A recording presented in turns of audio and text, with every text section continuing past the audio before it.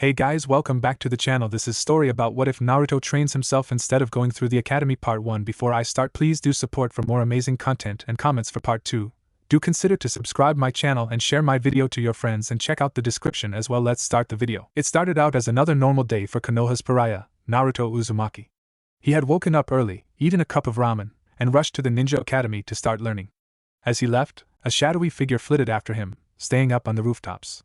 Despite the young boy not knowing this figure was there, this too was a normal part of his life. Halfway to the academy, Naruto spots a group of children abusing a small fox. Hey!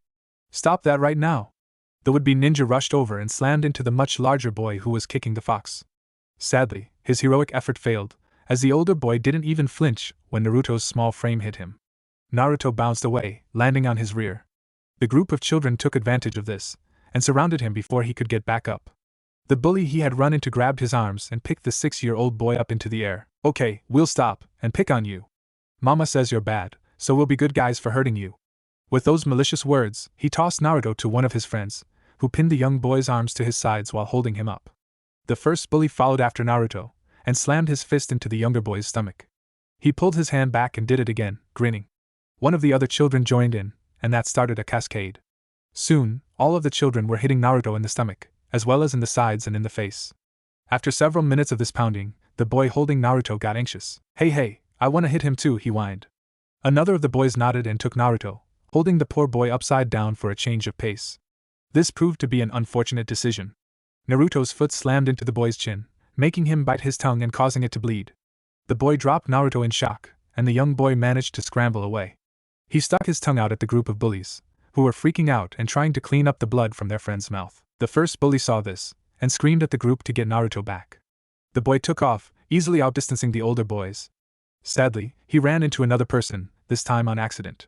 This person turned around, blinking in shock. He looked around for whoever had run into him, and finally looked down. He grabbed the back of Naruto's shirt and pulled the boy to his feet. There he is! Naruto squeaked when he heard this, and dove between the stranger's legs and took off. The older figure shrugged in confusion. Strange kids these days. He looked back around to where Naruto had come from, and blinked again when he saw a group of 4 boys running towards him. He put 2 and 2 together and sighed. When the first of the boys reached him, he reached out and rapped him on the head, stunning the bully. He did this to each of them when they got in range. 4 on 1? That isn't fair. The older man snorted and walked away. Naruto had paused at the corner, and saw the older person stopping his pursuers. He grinned in relief when they dropped to the ground and started crying for their mothers, then hurried on to the academy. All of this had not been normal for Naruto Uzumaki. What followed was all too familiar to the boy. You're late, Uzumaki. Don't bother coming to class if you can't make it on time. Get out. Those words chased the pariah out of the classroom. In tears, he went to the swing and sat down on it. It's not my fault I was late. Those bullies were picking on the animal. I couldn't let them get away with that. He kept crying until he felt someone sit down on the swing next to him. Wiping his eyes on his sleeve, he looked over. The person had his eyes closed, but Naruto recognized him. It was the stranger from earlier who had stopped the bullies from chasing him. While Naruto was studying the person's face, the person spoke. So, you going to explain why those boys were chasing you earlier? I'd feel really bad if you stole something from. Naruto cut him off. I didn't steal nothing. They were being mean to the fox and I told them to stop. Naruto crossed his arms and puffed indignantly, completely forgetting his tears. The other person laughed. Good to hear that. So, what are you doing out here and not in class? Without opening his eyes, the person pointed back towards Naruto's classroom. The younger boy felt his lip quivering as he was reminded of his punishment. I was late, so the teacher kicked me out. Naruto began crying again, which panicked the older person. He got off his swing and knelt down in front of Naruto, placing his hands on the boy's shoulders and shaking him. Hey, come on, kiddo, stop crying. How about the person cast around desperately. Crying children were not something he was used to dealing with, and it showed. His next words would end up changing Naruto's entire life. I know. How about I teach you whatever it was you would be learning in that classroom? At his words, Naruto looked up, using the feared puppy dog eyes on the person. Ah, really? At the teen's nod, Naruto flung himself off the swing seat and onto the startled person. He pulled his face from the older boy's shoulder to speak. By the way, my name's Uzumaki Naruto, not Kiddo. And I'm going to be the next Hokage. His words were met with a wide grin. Well then, Uzumaki Naruto, next Hokage, I am Rei Rano. And I'm a wandering ninja. The now named Rano reached up and rubbed the back of his head. He stood up, Naruto hanging from around his neck. Say, Naruto, how old are you? 4 or 5? He was curious, because the boy was rather small and light. Needless to say, He was shocked when he heard the boy's answer. Shocked, and just a little angry. Nah. I'm 6. Ronald grimaced. The only reason a 6-year-old would be this small was malnutrition. Deciding not to push things right now, Ronald began walking around, causing Naruto to giggle. The young boy swarmed up and turned around, so that he was now sitting on the teen's shoulders, with his hands resting on Ronald's head. After Ronald checked to make sure the boy was secure, he asked a simple question. Hey, do you know somewhere that I can teach you without it becoming crowded? Naruto nodded in response to Ronald's question, and for some reason, used the teenage wanderer's hair as reins to guide him. They were quite the spectacle as they walked through the busy village, drawing whispers and glares. Ronald noted the glares with some confusion. They arrived finally at a large empty field near a stream that had several poles on its bank. Ronald hoisted Naruto off his shoulders and sat him on one of the poles and stepped back. All right then. What was it your class was going over? Ronald crossed his arms as he regarded Naruto with a cocked head. The boy fidgeted for a moment, striving to recall what the instructor had been talking about when he walked in. His small face lit up when he finally remembered. Jutsu. Sensei was talking about the different types and all. And katas. Something about katas. Ronald listened to this rambling answer and tapped his chin. Shrugging, he decided to teach Naruto what he had been taught. This bit about katas would have to wait, since the teen didn't know how combat moves for swords and the like related to jutsu. After taking a moment to organize his thoughts, he sat down and picked up a leaf. Alright Naruto, since your lesson was to be about jutsu, I guess I'll start off by explaining what jutsu are. The boy leaned forward, his face intent as he listened eagerly. This Ronald person hadn't been mean at all, and had helped him and cheered him up. Surely he wasn't going to be mean like everyone else was. Jutsu are how a shinobi controls various things. From enhancing our own bodies, making them faster and stronger and being able to see things that are far away, to controlling the elements themselves. Jutsu, or abilities, are divided into several branches. I'm starting off with an overview of those branches, then I'll give you a bit more detail about the primary 3 that most ninja use. He looked up at Naruto to see if the boy was listening. His hair stood on end when the boy leaned so far forward that he fell off the pole that Ronald had set him on. The teen sprung forward and caught Naruto before the boy hit the ground. Naruto! You've got to pay attention to your surroundings, kiddo! He sat up and set Naruto on the ground, brushing his face and vest clean of dirt. After Naruto had done the same and sat down with his back against the pole he had just fallen off of, Ronald sat against one of the other poles. He popped his neck and sighed. Now then, yeah? Okay, the main branches of jutsu are these: taijutsu, which focuses primarily on hand-to-hand combat, and techniques that are helpful to that; genjutsu, which is illusion techniques, designed to mess with your opponent's mind; ninjutsu, which focuses on elements and controlling them, as well as chakra-consuming techniques that affect the environment and not your body or mind. He noticed a look of confusion on Naruto's face, and held up one hand. I'll answer questions in a second. Okay, those are the basic 3 types of jutsu. Then you have Fuinjutsu, which deal with sealing, and Iryojutsu, which is all about healing people. There are also weapon styles, like Kenjutsu and Bojutsu.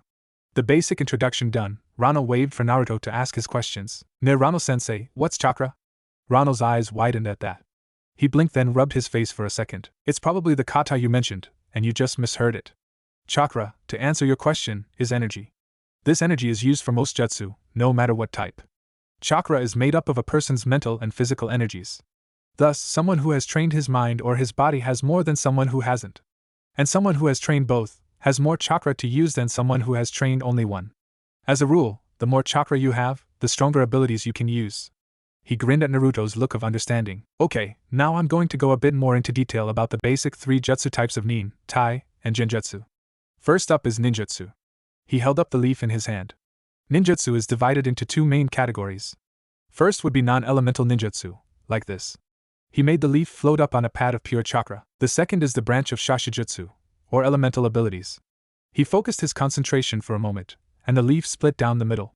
Naruto had his eyes locked onto the leaf, his mouth hanging open. Cool, Ronald-sensei. How'd you do that? Ronald chuckled at the pleading pout that Naruto adopted. Wind chakra. It's my main affinity, and I'm quite good at it.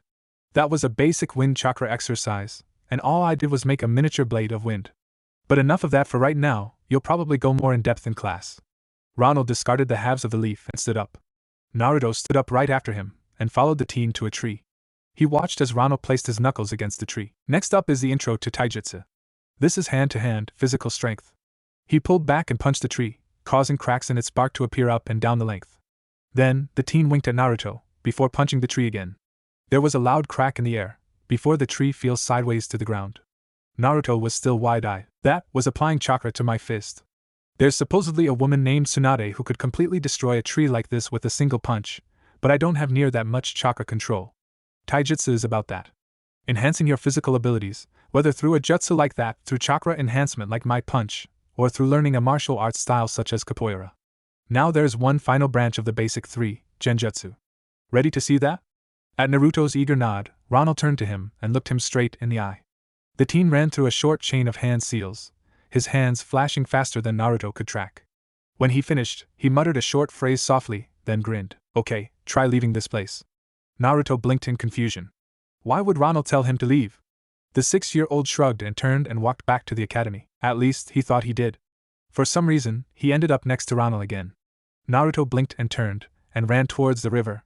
He leapt over it, and began running in a random direction, only to bounce off of someone's back. Gee Naruto, keep running into me like that, I'll think you're trying to hurt me.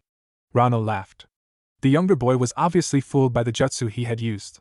After watching Naruto run around like a headless chicken for several more minutes, Ronald grabbed his shoulder and dispelled the technique. Relax, Naruto.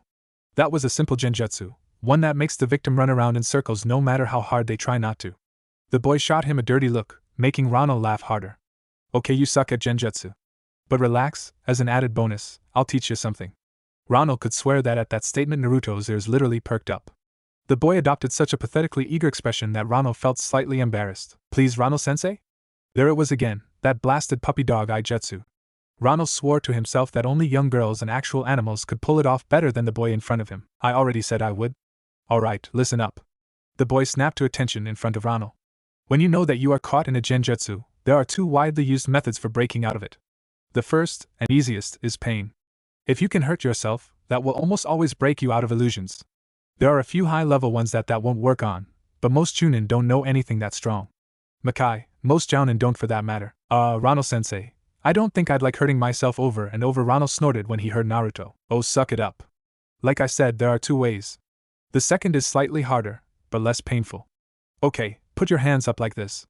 Ronald placed his hands in the ram seal, and watched as Naruto copied him. This is the ram seal, the most commonly used seal for gathering chakra.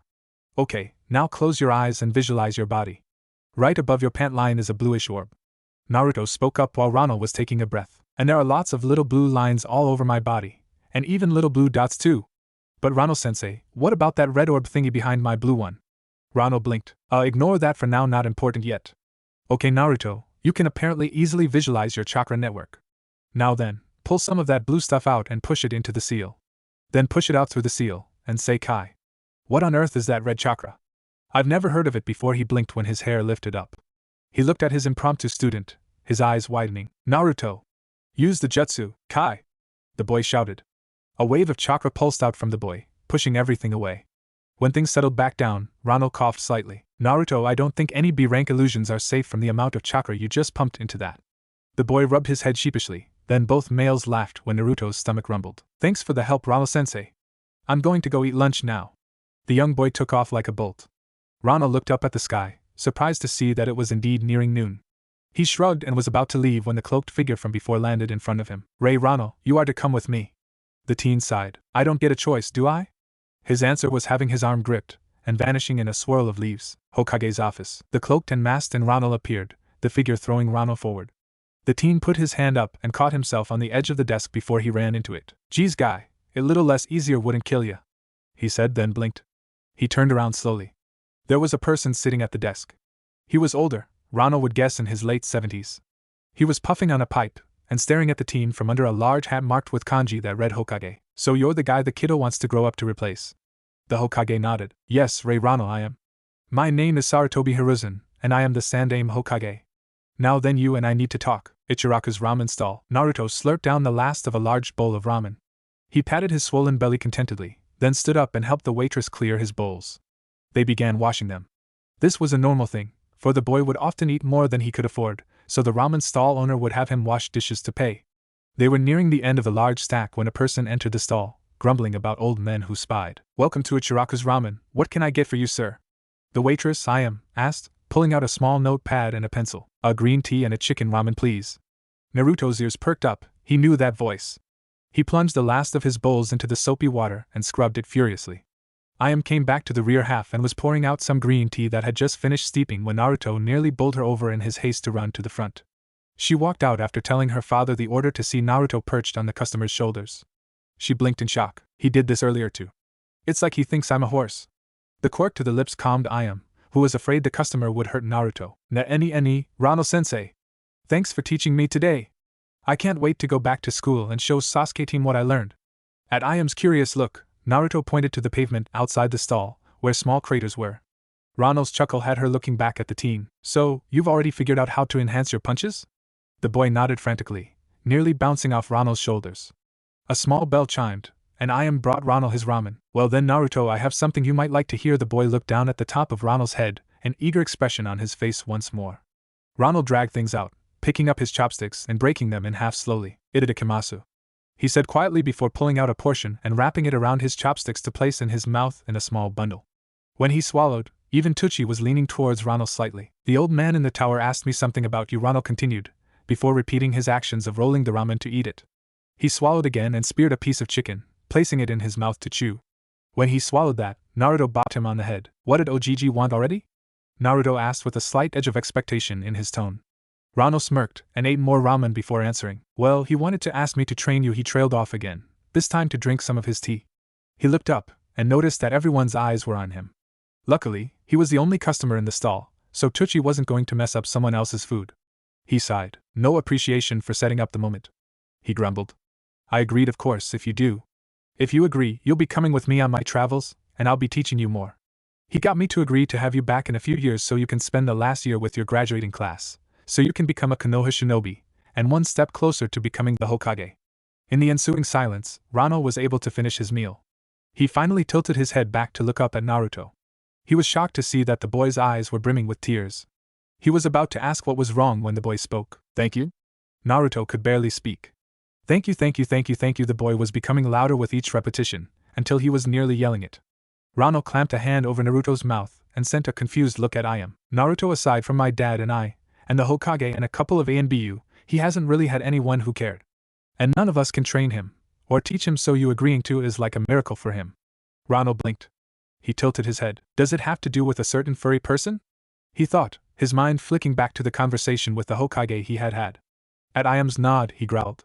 Just because this time, it was Rano who had a hand clamped over his mouth.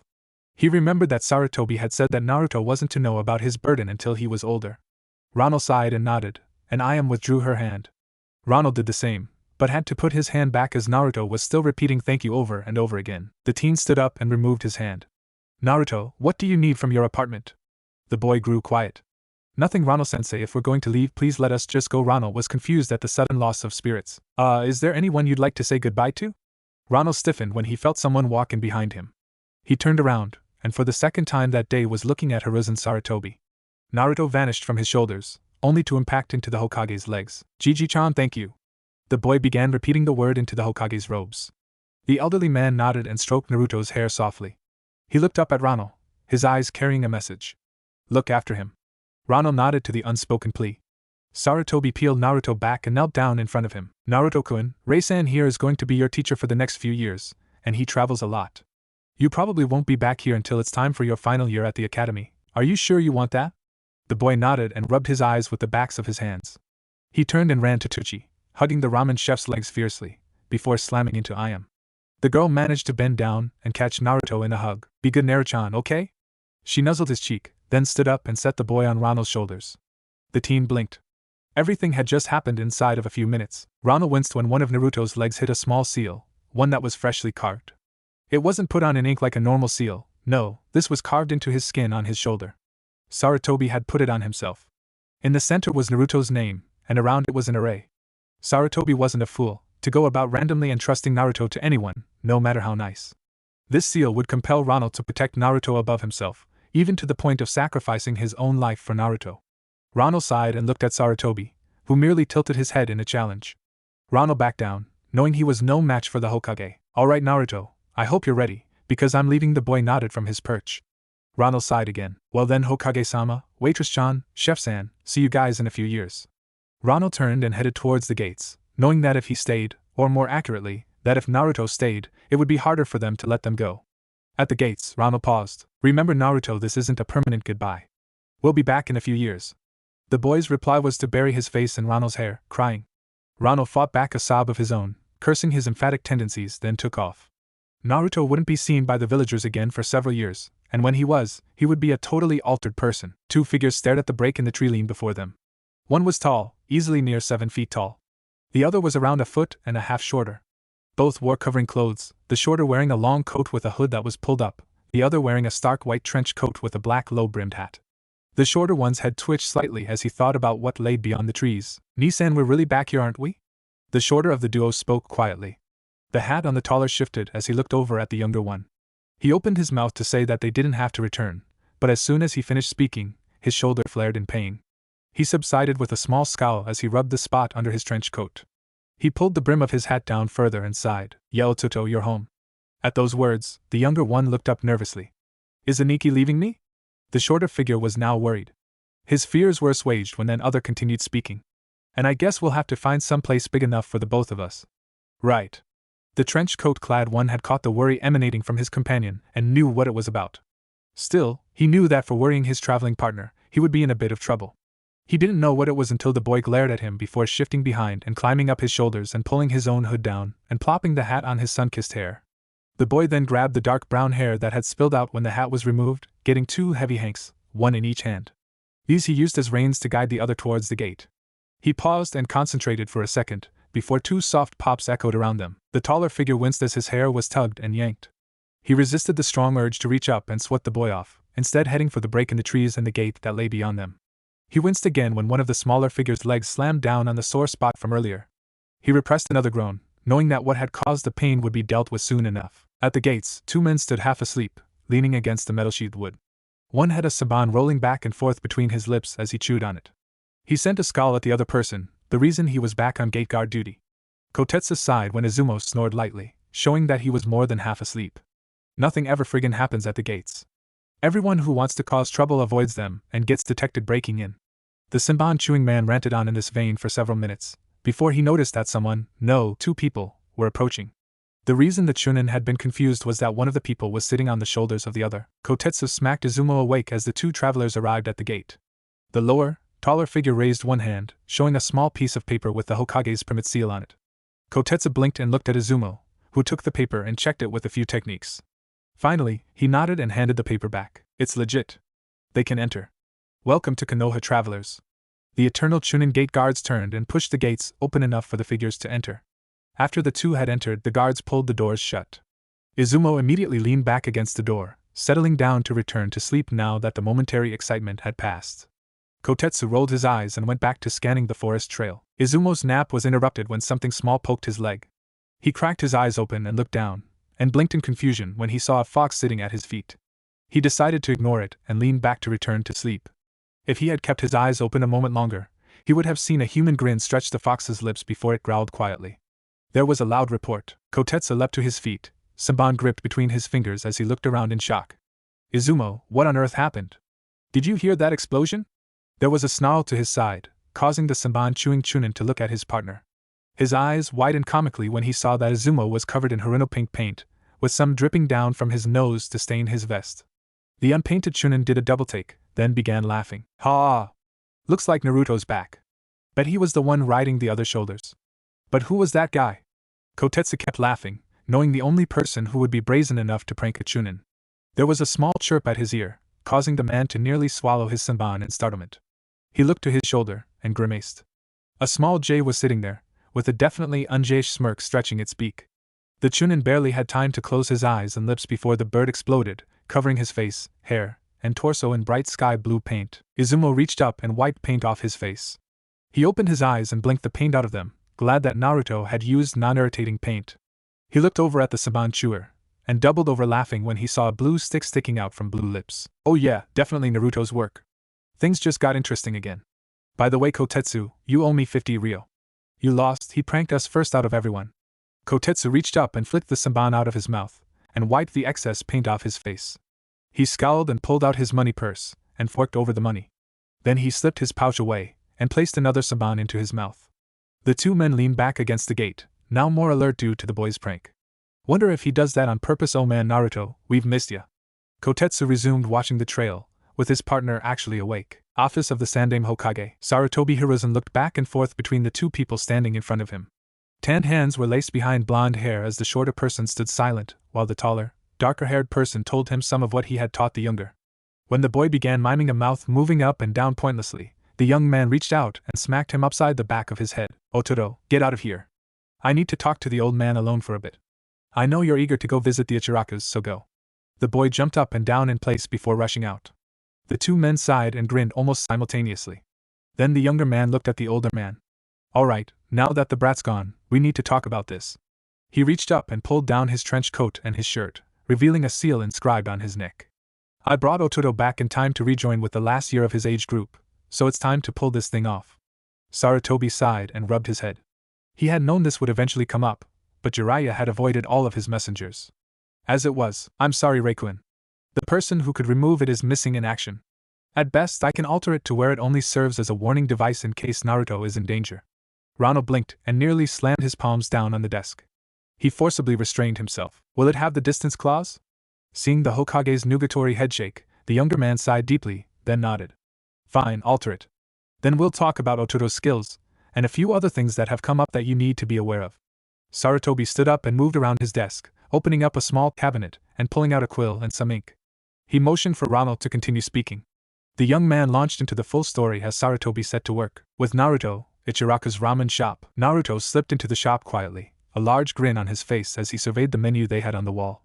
He paused in shock when he saw the largest size available. They named a size after me and it's twice the size of the large? Yada! He shook his head, the goofy grin widening as he kept reading. He blinked again when he saw that they had also named a dish after him. He grinned and sat down at the small bar and waited for Ayam to take his order. As he waited, he slipped his hood further over his face, hiding his blonde hair and the whisker marks on his cheeks. Ayam came out of the back, hastily snatching a pencil out from behind her ear as she went to take the newest customer's order. I'll take 2 Uzumaki-sized Naruto specials, please. Something about the customer's voice was familiar to Ayam, but she couldn't quite place it. However, she did know that this man had just ordered 60 ounces of ramen. Sir, you do know that an Uzumaki-sized bowl is 30 ounces, so 2 would be 60? Do you want me to bring one out in a take-home container? Naruto, hidden under his hood, shook his head. I'll eat it all, you know that. The waitress tilted her head confusedly. She didn't think she knew this person, but there was still that niggling sense of familiarity about his voice. Then she nearly fell over in shock when the person flipped his hood up to reveal sun-kissed hair, cerulean blue eyes shot with tints of red, and 6 streaks, 3 on each cheek. She stared for several moments, unbelieving. Then, without saying a word, she walked over to a calendar and checked something on it. She spun on her heel and walked into the back. Father Naruto-kun's back. After this statement, 2 things happened. From the back there was a loud clatter. The other was that Ayam launched herself from where she was standing, wrapping Naruto into a tight hug, smashing his face against her chest. A tall, rotund man in chef's garb pushed aside the flap to check for himself what his daughter had said. When he saw the blonde Jinchuruki gasping for air from his daughter's grasp, he laughed aloud, a deep bellowing sound. Naruto let the man laugh happily for several minutes, but he had a problem. He knew that he didn't have the money to pay for his order, considering that Rano kept all their money with him to prevent Naruto from spending it all on ramen. The boy scowled at this but accepted it.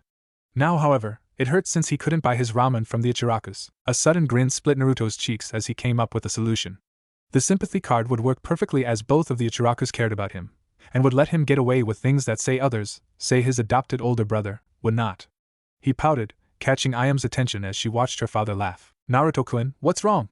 The boy's lower lip quivered. Rano Laniki wouldn't let me have ramen. The lie rolled off his tongue easily, probably because Rano hadn't let him have ramen, or rather, wouldn't let him have the amount of ramen he wanted. Still, he didn't have to clarify, as Ichiraku immediately declared that as his first day back, this would be a celebration, and the boy wouldn't pay for his food. As Naruto cackled in his mind, he prepared an apology for what he had just gotten his brother into. Office of the Sandaime Hokage. Rano sneezed just before feeling a cold shiver run down his spine. Sarutobi, who had finished modifying the seal and was stepping back, looked worried. Catching the look, Rano took a guess. Relax, old man. I figure Rito was talking with someone about me. Probably made up something for the Ichirakus. Hiruzen watched him for a moment, then nodded, satisfied that nothing had gone wrong with the ceiling. He walked back over to his desk and sat down, watching Ronald quietly. Finally, he steepled his fingers together and leaned forward. Ronald, there is one more thing I would like to speak to you about. At the man's inquisitive look, Sarutobi continued. I want you to join the forces of Konoha. He missed Ronald's eyes tightening. I can either instate you as a chunin without trouble, or if you care to take an examination, I can probably get you instated as a jounin. He looked up and saw that Ronald was standing up, pacing. Look, old man. There's a reason I am a wandering shinobi. My village was wiped out because of a traitor. The few of us who survived have all scattered to the winds. I wanted to find the man who betrayed us and slaughtered my village. I can't have that happen again. Sarutobi watched as the traveling shinobi paced back and forth, clenching his hands until his knuckles turned white. Ryuzumaki Ronald, like it or not, you're a true role model now. If you don't join Konoha, Naruto's one role model, the only person who hasn't left him in years, will be someone who doesn't find connections to a village important, someone who is shiftless. Ronald froze in his tracks, turning a cold eye towards Sarutobi. Don't look at me, that's the way it is. You are his role model. Do you really want to show him that it's fine not to belong to a village? That Ronald brought his hand up, cutting off the Sandame's words. I'll do it. But I'm not joining the ranks until Naruto does. Until then, I'll just help train him and his friends some. The man stood up slowly, stretching out. I have one more condition. I want all information you have on the cult of Jashin, and more specifically Haiden. And I want first crack at any mission that involves Haiden. Sarutobi looked troubled by that. Before he could protest, Ronald explained something that had the Hokage's eyes widen in shock. He gave a half nod, before letting Ronald leave. The wanderer walked out of the building and raised one hand to his head. I need dango. He looked around, sniffing the air, then set off in a random direction. Ichiraku's ramen shop. Naruto, Tsuchi and Ayam were talking and laughing together when Ronald showed up. Naruto blinked, looking at his sensei. His hair was scruffy and patchy, like someone had been messing with it. He had a line of blood trailing down one cheek from a slice just under his eye socket. The eyes were looking definitely harried as they scanned back and forth nervously. Old man, you don't serve dango here, do you? Tsuchi blinked. Of all the things that they had been expecting the frantic-looking Ronald to say, that was not on the list. He looked over at the menu list on the wall. Only basic sweet dango. Why? Ronald seemed to deflate and sank into the seat next to Naruto. The boy looked at his adoptive brother worriedly. I'll have 2 orders of that, and 2 to go. And no, I'm not going to explain. Naruto blinked as he sat up and looked at the slumped-over form of his teacher curiously. He'd have to get whatever had happened out of the older shinobi later. For now, he settled for watching as Tsuchi moved back to the back of the restaurant and began frying up the dango. Ayam looked at them, also curious, but shrugged and went to take the order of another person who had entered the shop just after Ronald. Tsuchi returned with the dango a few minutes later, taking the money from Ronald, who immediately ate the first 2 orders and stood up, grabbing the to-go order. A look to Naruto, and they stepped out into the street. Okay, we need a place to stay, Naruto. Got any ideas? The boy thought to himself while Ronald calmed down, regrouping from whatever had freaked him out. His first warning that Naruto had an idea was when he felt the boy swarm up his shoulders again. The blond boy grinned down at the older male's upturned face. I know a place. It's at the end of this road, but it's a long way down. Ronald's lips quirked. He knew what the boy wanted. He shook his head and began walking, only to stop when his head began to be used as a drum. You're going to do that the whole way there, aren't you? Yup. Longer I take, the more you do it? Yup. Naruto grinned cheekily as Ronald's left hand came up and rubbed the bridge of his nose. Fine. Hold on tight, brat. Naruto braced himself as he felt his brother charge up chakra into his legs. He nearly squealed in joy when he heard his brother utter the name of the jutsu softly. Shuinpa. The duo vanished in a trail of dust. Half a mile distant, apartment complex. A casual observer standing near the abandoned apartment complex would note a long streak of dust rushing towards the dilapidated building suddenly. Such an observer would also note a joy-filled scream echoing down the street. Then they would see a pair of people skid to a halt in front of the building, throwing up a huge cloud of dust as the person actually moving twisted his feet at an angle, reminiscent of a skater breaking on ice. Naruto clapped his hands happily from Ronald's shoulders before plopping his hands on the older male's head and vaulting off of him. The two strode to the front door, with the white-clad man sighing heavily when he saw the massive chain across the door. Well, it's a fixer-upper, that's for sure. Hang here a bit, Naruto. I'll go get the key to this thing from the Hokage. He turned and was about to leave when his young companion grabbed his hand and began dragging him around to the side, following the wall, towards a small alcove built into the building. Ronald watched in amusement as Naruto began tapping the wall, wondering why the boy was hitting stones in a pattern that reminded him of the swirled leaf that was Konoha's symbol. His eyes widened when the wall faded around the last brick, which Naruto caught in one hand and made sure to bring low. The old owner would lock me out sometimes, changing the locks whenever he found out that I had a key. Gigi got tired of me coming to him for a new key, so he showed me this. He said that this place was a really old building, like his teacher old. It was built so that people would be able to sneak out in case someone attacked the building. The wall reforms when this brick, here in his explanation the Jinchuruki wagged the brick that he had caught, is placed back approximately where it was. Come on. Naruto stepped inside, looking at his brother expectantly, watching as said man followed him inside. The boy then held the stone in midair, letting Ronald watch as the rest of the wall that had faded slowly came back into view, with the blonde boy barely snatching his hand out of the way in time to avoid having it caught there. Impressive, Naruto. How many times did the old man have to explain that before you could remember what he was saying? Ronald's tone was light as he looked at his adopted little brother. Naruto scowled at him, but held up both hands, showing 8 fingers. After Ronald finished laughing at his brother's sheepish look, he managed to gasp out another question. And how many times did your hand get caught in the wall as the Fuinjutsu reactivated? This time, Naruto growled at the older male, but relented and held up 5 fingers. That had Ronald hit the ground, clutching his stomach laughing. A few minutes later, after Ronald could breathe again, he leaned against the wall and looked around. The place was coated in a thick layer of dust, indicating that it had not been cleaned in a long time. Cobwebs hung in the corners, thick with spiders and insect husks. He sighed gently when he saw that the stairs leading upstairs were literally falling apart, with large stretches simply missing. He rubbed his brow as he fought off the impending headache. Otuto, you lived here. How many floors are there? The boy thought for a moment, tapping his chin. I think there's this floor, and 3 floors up. And a really big basement. Why? Trying to figure out living accommodations. Let's see, that basement is going to be our training center. This can be our cooking and dining floor. I'll take top floor, and you can have the floor under it. Naruto nodded to this, happy that he would be able to have a floor to himself. It would probably seem empty to the boy, but in time he would get used to it. For tonight, we're going to focus on cleaning this place up, repairs will come later. I checked the schedule while I was heading up to the Hokage's office. The academy starts in about a week. Naruto nodded again, then took Ronald's outstretched hand and helped him to his feet. Come on, Aniki, we can spend tonight in my old room.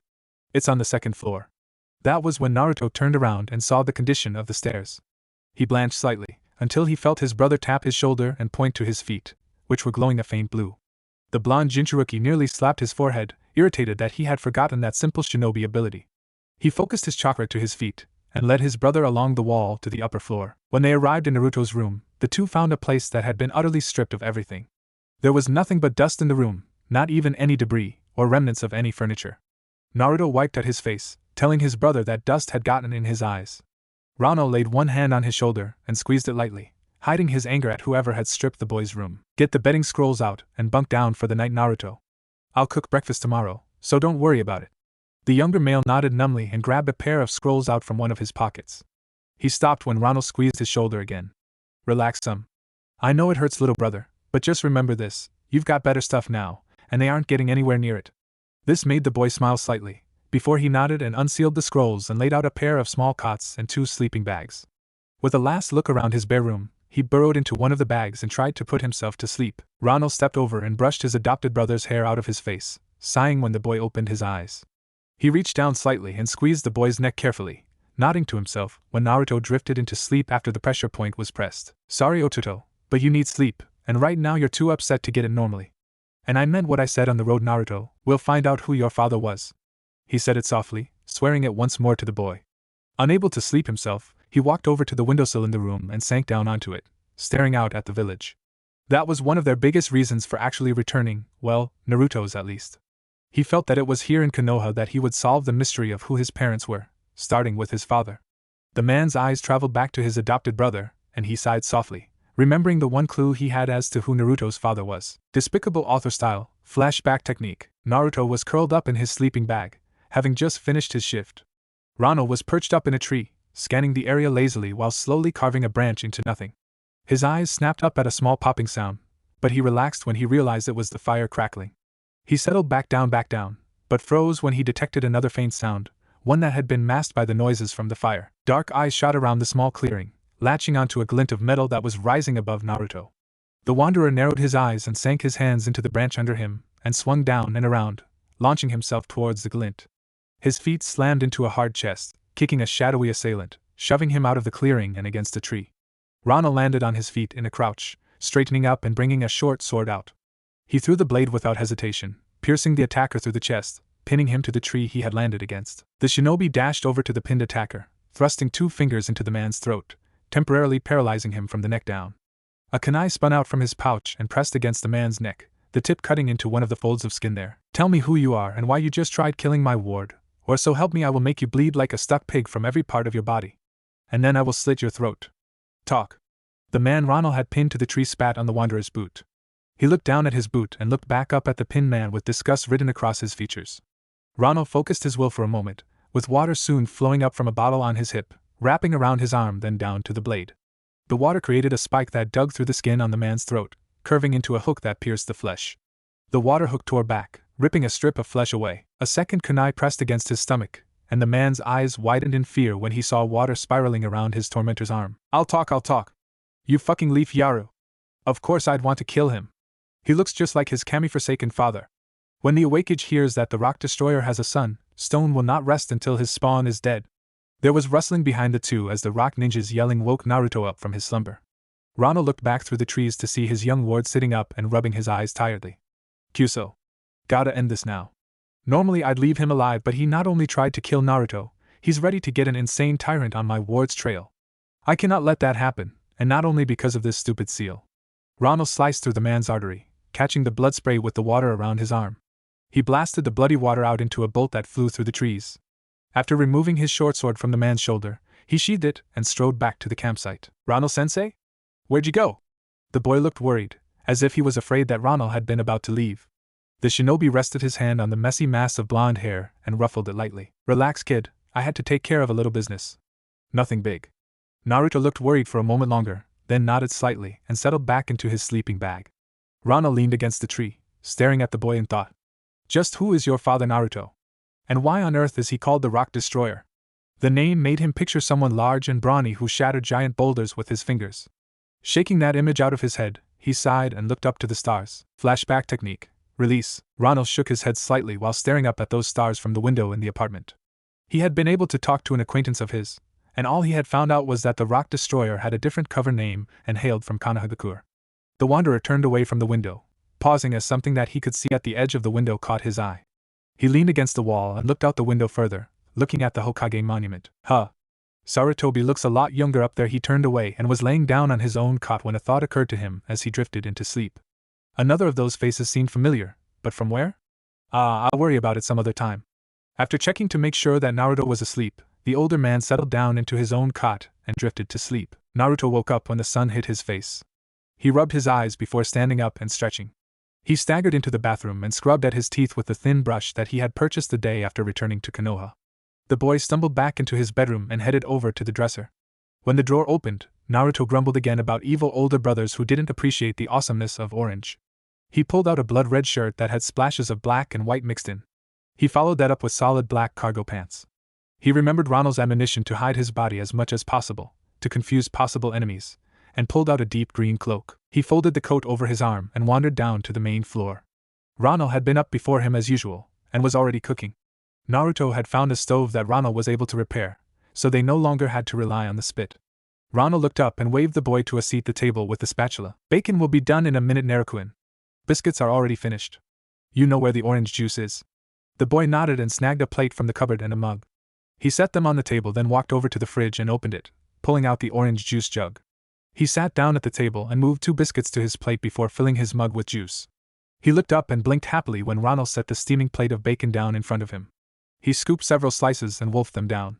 He crunched through them with a delirious expression on his face. The older shinobi settled in across from his adopted brother and opened up a bag of white powder. Naruto rolled his eyes. Really, Aniki, do you have to eat your bacon with powdered sugar? Ronald snorted and sprinkled the sugar onto his bacon.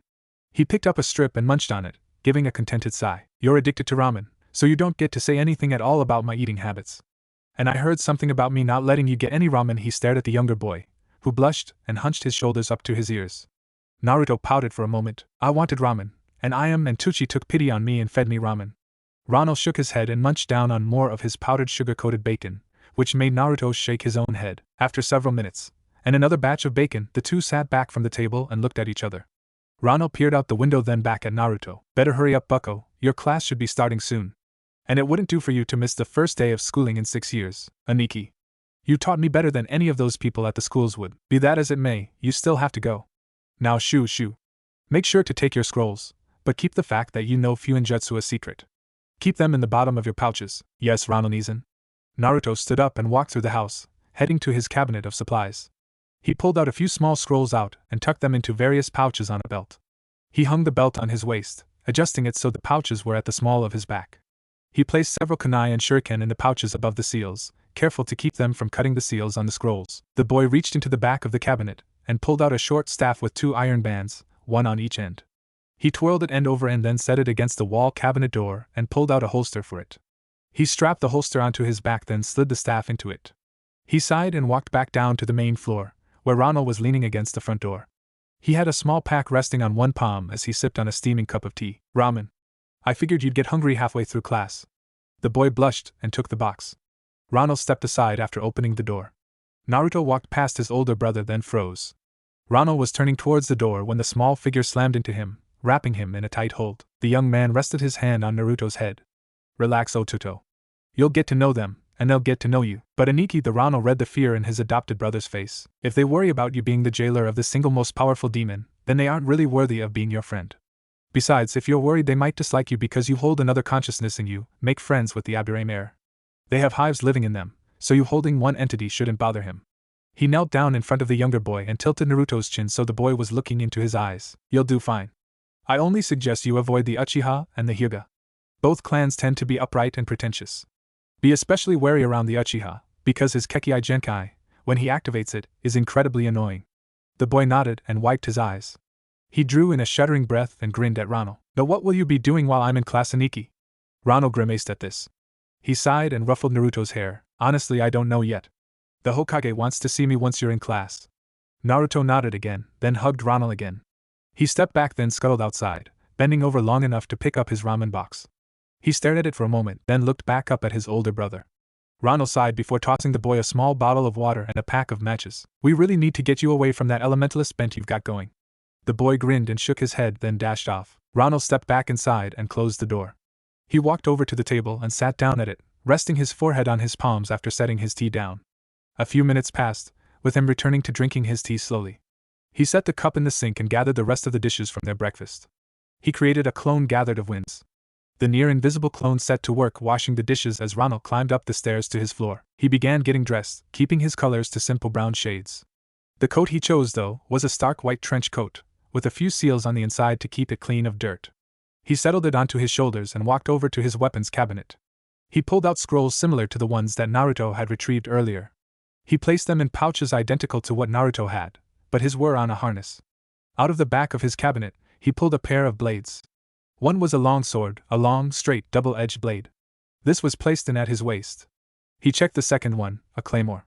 It had been a while since he used it, and sure enough, it could use a sharpening. He shoved the coat off and put on the harness, then replaced his coat over it.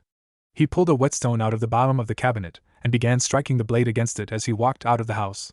Ronald ignored the strange looks that were sent his way. After all, it's probably not every day that they see someone carrying a giant blade around in one hand. He shrugged and kept walking. With Naruto. Naruto settled in at the back of the class, glad that Ronald had shooed him out early.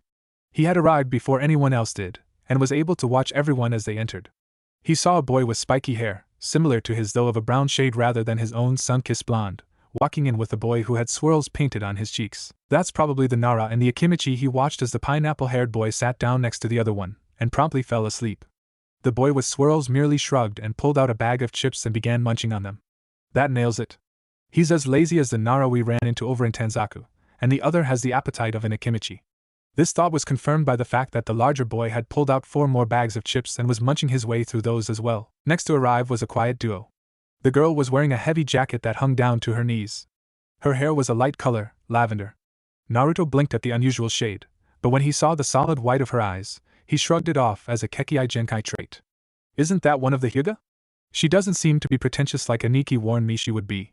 He turned to look at the second arrival. The male half of the duo was so similar in outfit to the girl that Naruto nearly did a double take to make sure the girl hadn't moved as fast as he turned his eyes. But this boy's coat looked thinner, more akin to the trench coat that Ronald wore than the heavy coat the girl did. He also had on a pair of round black glasses. Naruto could swear that there was a faint buzzing coming from the boy. He's got to be the Aburame. A small bug crawled out from the boy's high collar, confirming Naruto's hypothesis. The first 2 boys hadn't even registered Naruto's presence. These second 2 did though, the girl blinking and tilting her head slightly, then pulling her face down into her jacket. The Aburame, though, sat down in a seat near him. Naruto cocked his head as a trio of small beetles skittered to him.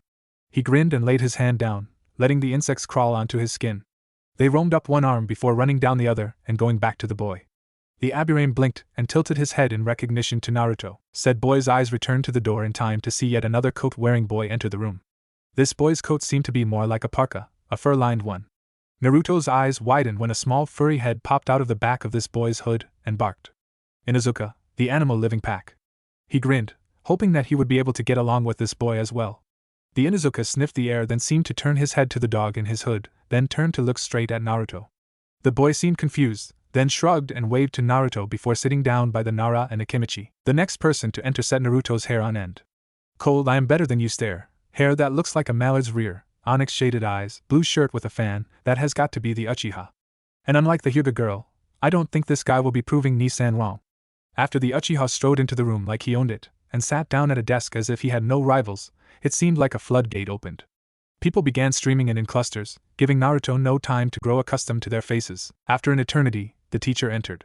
He had spiky hair as well, of the same shade as the Nara's. Both had the same style of pineapple spiked hair, though there the resemblance ended.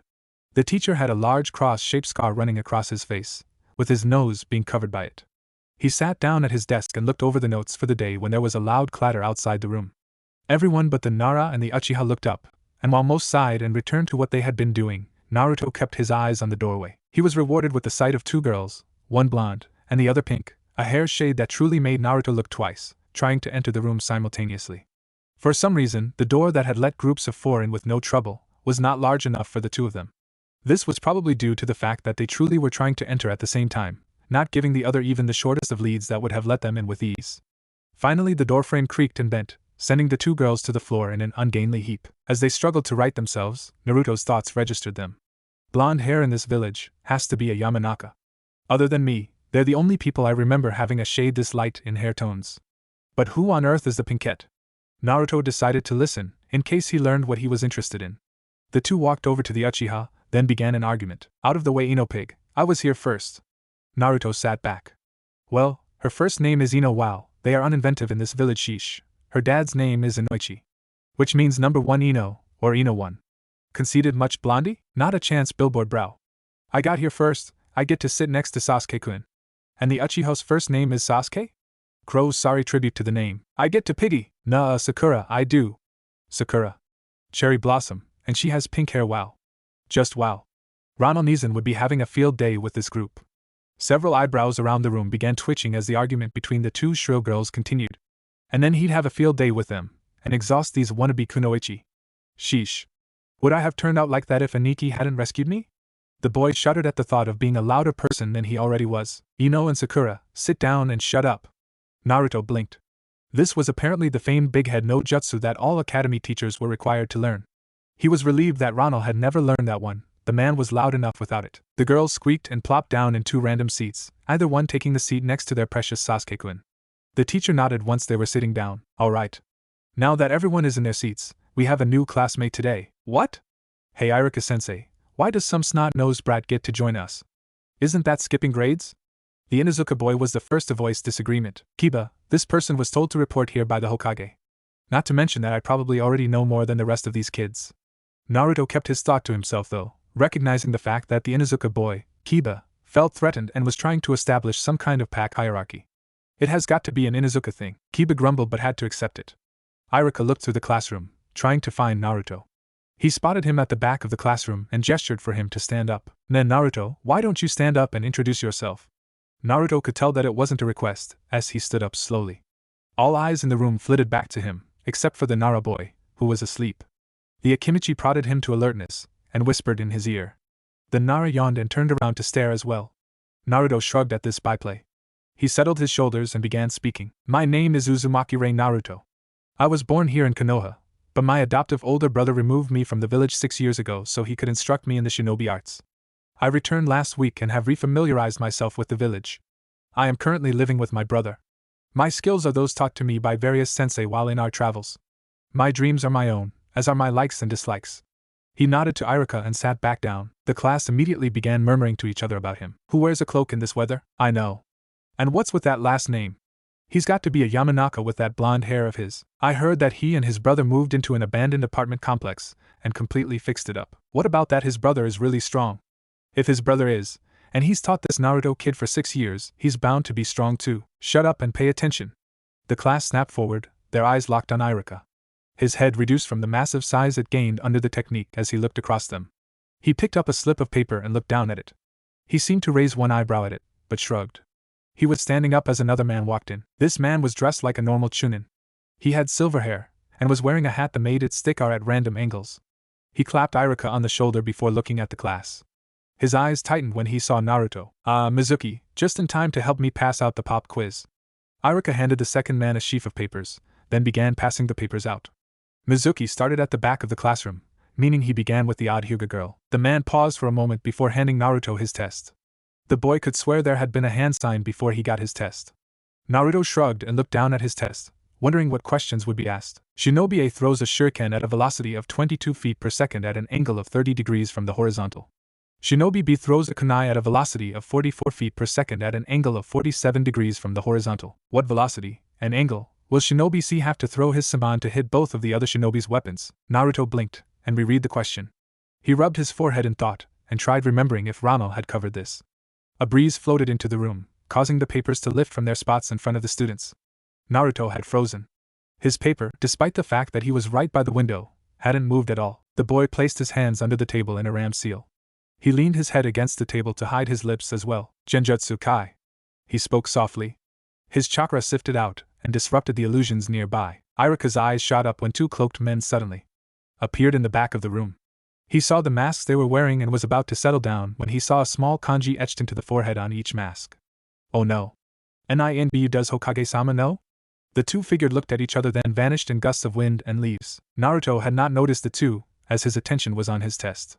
Sure enough, his Kai had dispelled an illusion on his test. He scooped up the pencil on the desk and began answering. 1. What was the name of the Shodame Hokage's Kekkei Genkai? Oh yeah, these are so much easier. Naruto easily answered the questions on the true test. He was the third person to turn it in, the Aburame and Akimichi having finished before him. He blinked when he counted the finished papers on Iruka's desk. There was a discrepancy, for papers there, with only 3 people having gone up. Naruto turned around and was walking back to his desk when he saw what had caused the oddity. The Nara boy had fallen back asleep, but there was no test in front of him. The boy chalked it up as the Akimichi having taken his friend's test up when he finished, and sat down where he had been. A beetle skittered up onto the back of his hand that he set on the desk.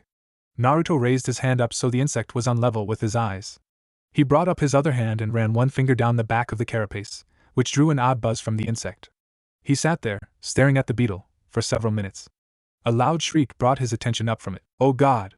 One of you bug freaks is enough. Don't tell me there's 2. Naruto lifted his head and saw the pinkette from earlier staring at him with disgust evident on her face. The boy decided it was time to speak again. Would you be quiet? This is a Kikeichu, a special insect. Really, Pinky, if you are going to insult insects, be sure to not insult one of the more prominent clans in your village. His tone was bored. Inside, his mental checklist ticked her off as a potential friend. Reacting like that to a beetle meant she would probably take his status badly. He stood up, raising one eyebrow when he saw they were the focus of the classroom. At the front, Iruka seemed content to let him handle it, going so far as to lay a restraining hand on Mizuki, who seemed about to say something. Naruto walked over to the Aburame boy and laid the hand with the Kikeichu on it on the boy's shoulder. The insect seemed to bow to him before skittering back onto the Aburame, disappearing under the boy's coat collar. You can call me Naruto. Likewise, I am Shino. Naruto sat down next to Shino, then looked back. The pink-haired girl, Sakura, seemed to be in a state of shock. He rolled his eyes and sent a small gust of wind at her, causing her to stumble back and fall onto her desk. Iruka had watched silently through the situation, and looked to be pleased with the outcome. His teaching partner, Mizuki, had the trademarks of someone reigning in anger, something that confused Naruto. The boy sat back in his new seat and decided to be wary where the silver-haired Chunin was concerned. The rest of the class returned to taking their test. Naruto and Shino began a quiet discussion about insects of various kinds, the Jinchuruki quite pleased to find someone who shared a similar interest. The Aburame seemed slightly happier as well, judging from the strange vibrations that came from occasionally, which Naruto interpreted to be laughter. With Rano was standing in front of the Hokage, his claymore now sheathed on his back. The old man was tapping tobacco into his pipe, taking his time. The younger man kept his patience, staring straight ahead at a spot above the Sandame's head. Finally, the man looked up at the wandering shinobi. Reikuen, I wish to ask you something. The older man spoke slowly, mixing formality with familiarity. Rano's eyes dropped to the leaders, indicating interest. Would you give up your wandering nin status and join Konoha? The younger man's eyes rose, staring into the distance. His expression seemed troubled. Hokage-sama, you know I was a shinobi of a village before, correct? What you don't know is that I didn't part amicably with them. No, I'm not a noob nin. I say I did not part amicably because Ronald trailed off, lost in the past. Sarutobi waited patiently, feeling that if he did, he would get the rest of the story, because there was no one to part with. The rest of my village was destroyed. I am the only survivor. Even the civilians were killed Hokage, right down to infants in their cradles. I have not joined another village out of a fear that if I did, my history would repeat itself. Sarutobi stood up and set his pipe down on the mantel, then walked back to his desk. Rather than sit down, the older shinobi slammed his palms onto the desk. Rei-kun, you do not only have yourself to worry about now. Naruto-kun is looking up to you for guidance. When he becomes a shinobi in truth, I would rather not have his role model be a wanderer. And I severely doubt that whatever annihilated your village could do the same to Konoha.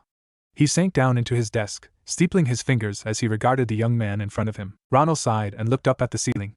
His gaze dropped slowly to Sarutobi's visage. Sandaime-sama, I will agree, if you tell me what you know of a Jashin cult. It was one of their members who wiped out my village. The Hokage's eyes narrowed. I know nothing good, I'm afraid. Jashin is a bloodthirsty demigod, one who delights in carnage and discord.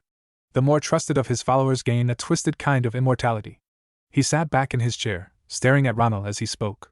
The young man's eyes had tightened when Hiruzen said that Jashin delighted in carnage, his mind flitting back to his village when he returned from his mission. He drew out his claymore and sat down, laying the blade across his knees. The long sword settled in the gap between the seat back and the cushion as he stared back at Sarutobi. Finally he sighed and nodded. I'll join, but only because I don't want Naruto to grow up like me. The Wanderer's life was fine for me, but Naruto, he needs people around him, people he can grow to be friends with. Besides, he grinned, Naruto still wants to take your place and be the strongest ninja in Konoha. The Hokage grunted. The man in front of him was evading saying something, but he wasn't the leader of his village for nothing. He decided not to push Ronald for now. Besides, he just agreed to be a Konoha nin. I'll have a lot more time to talk to him.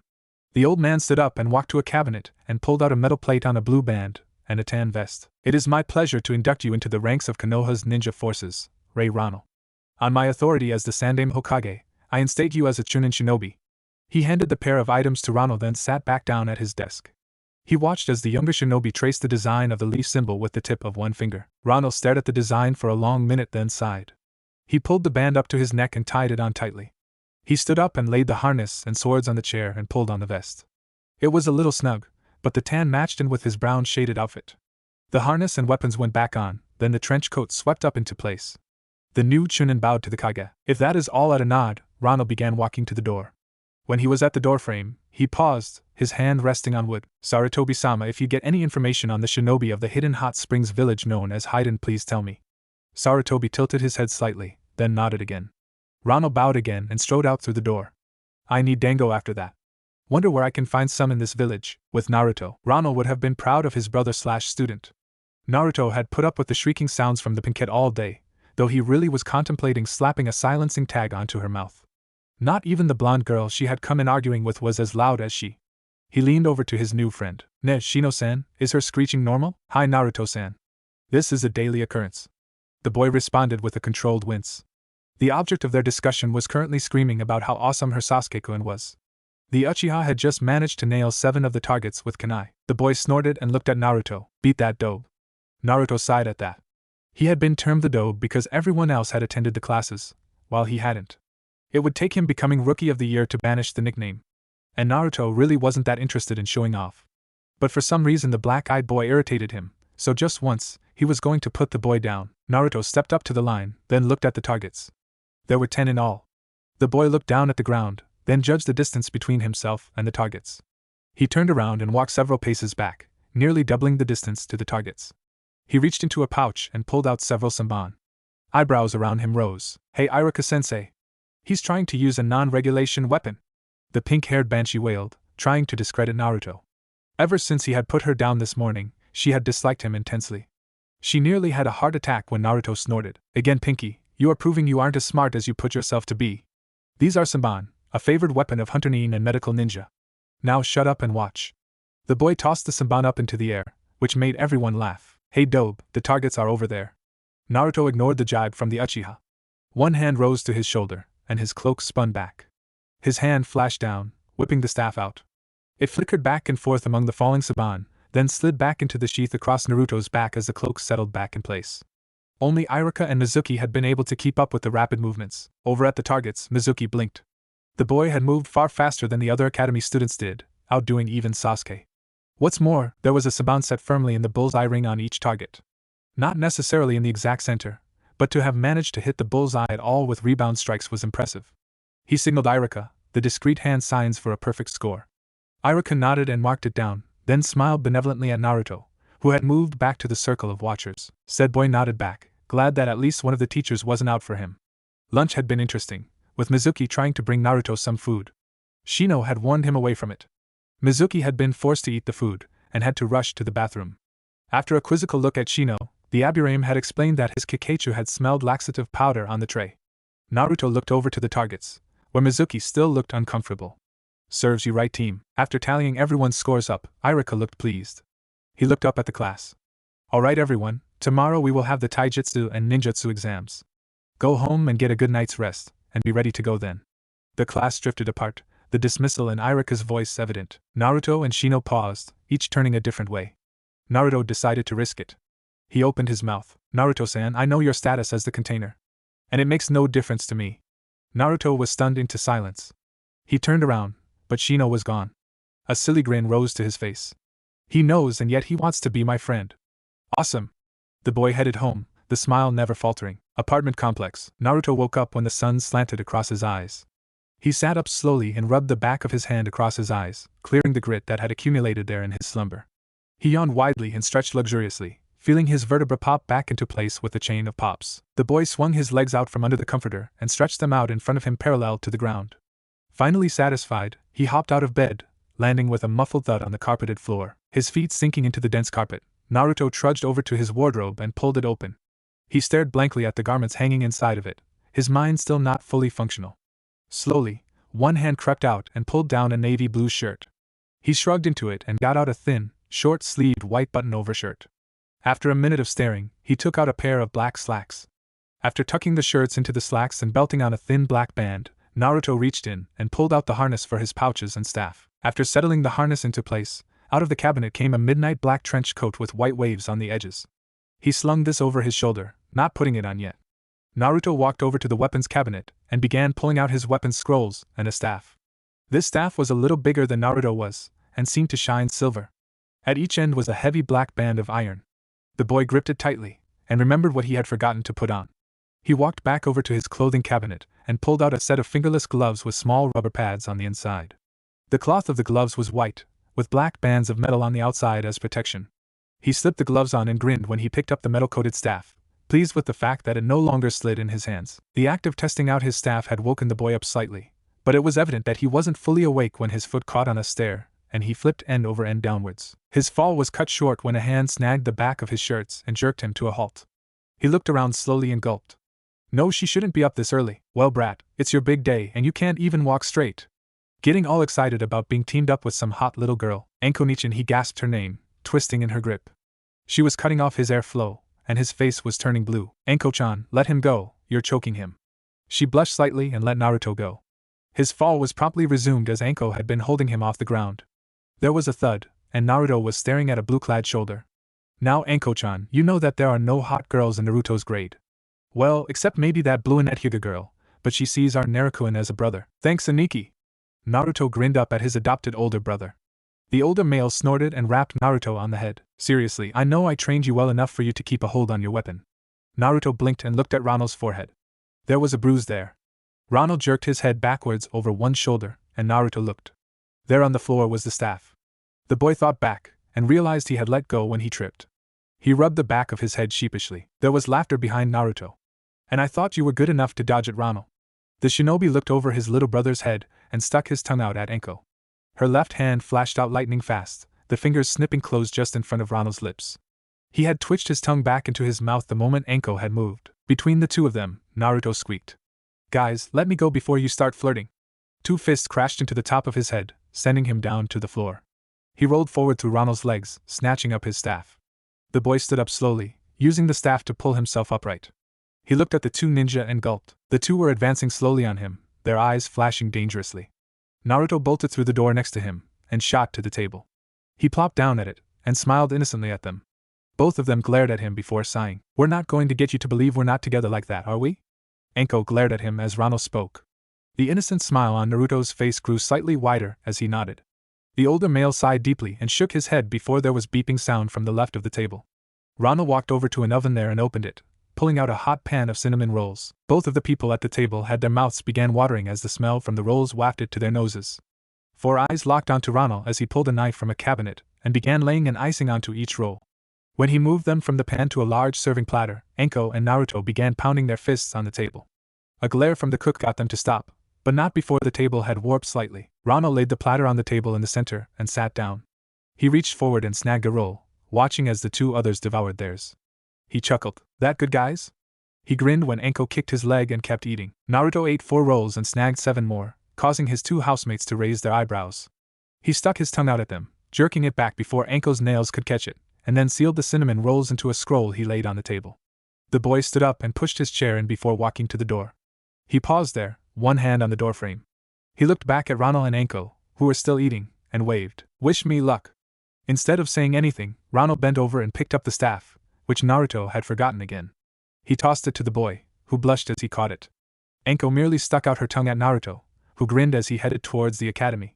He bent over laughing when he heard a startled screech, and kept walking. In the house, Anko was glaring at Ronald, who had her tongue caught between his thumb and forefinger. He chuckled as he twisted it slightly before letting go. "Not so funny when it's your tongue, is it?" She reached over and smacked the back of his head and twisted his ear. "Now that wasn't nice, Ronnie. Keep doing that," and this time, it was her head that was smacked. She pouted at him as he shook a finger in front of her face. "Behave, Anko-chan. Well, let's go find out what the old man has for us today." The woman scowled and the pout grew larger until Ronald tapped it with one finger. She sighed and stood up, then went to get ready. Ronald got up and walked over to a counter and picked up a pot that had been brewing on the stove top. He set the pot down on the counter and got out 2 bottles, pouring the contents of the pot into the bottles. He closed the thermoses and set the empty pot into the sink. He leaned back against the counter and rubbed his eyes tiredly. He looked around the kitchen before walking up the stairs himself to get ready. Naruto strode into the classroom early as usual. He went back and sat down near the end of the room at what had become his seat in the past year. The would-be genin stared at the ceiling as he tilted his chair back. "It's been almost a full year since I first came to this class and I've made 5 friends?" He chuckled and shook his head as he leaned the staff against the wall. From a pouch came the scroll with the cinnamon rolls sealed in it. He watched as the other students filed in, barely able to contain their excitement about this auspicious day. When Shino and Hinata came in, Naruto waved them over. The 2 accepted cinnamon rolls gladly. Hinata bit into hers and squeaked, Naruto, why you need to tell why our bro brother that he makes really good rolls." The blonde boy blinked and deciphered the girl's stuttering. Finally he nodded. "Of course, Hinata." She sat down beside him. Both of them turned when they heard a loud buzzing from Shino. The Aburame boy looked at Naruto from behind the dark glasses. "That good, Shino?" The Kikeichu host nodded and settled in on Naruto's other side. "Who are the other 3 for Naruto?" Naruto tilted his head as Shikamaru and Choji walked in. The sleepy genius walked over and sat down in front of Naruto's desk. Naruto watched as the pineapple-haired boy laid his head down on the desk. The blonde student jerked his head to get his friend's attention, then picked up a roll. He set it down on top of Shikamaru's open hand, then bent over and whistled directly into Shikamaru's ear. The spike-haired boy sat bolt upright, his hand shooting to his ear. Sadly, he didn't realize there was something on his hand, and ended up flattening the cinnamon roll on his ear. He glared at Naruto, who couldn't help laughing at the sight of icing and cinnamon powder dripping from the Nara's ear. The others were laughing from behind them. Naruto put one hand up placatingly and picked up a second roll. He placed it in front of Shikamaru. The boy grabbed the bottom of Naruto's coat and wiped his ear on it. He ignored the scowl Naruto sent his way and picked up his roll and bit into it savagely. Naruto shook his head again and went back around to his desk and sat down. He blinked and tossed the roll over to Chuji, who took it gratefully. When Kiba came in, Naruto chucked a pair of rolls over to him.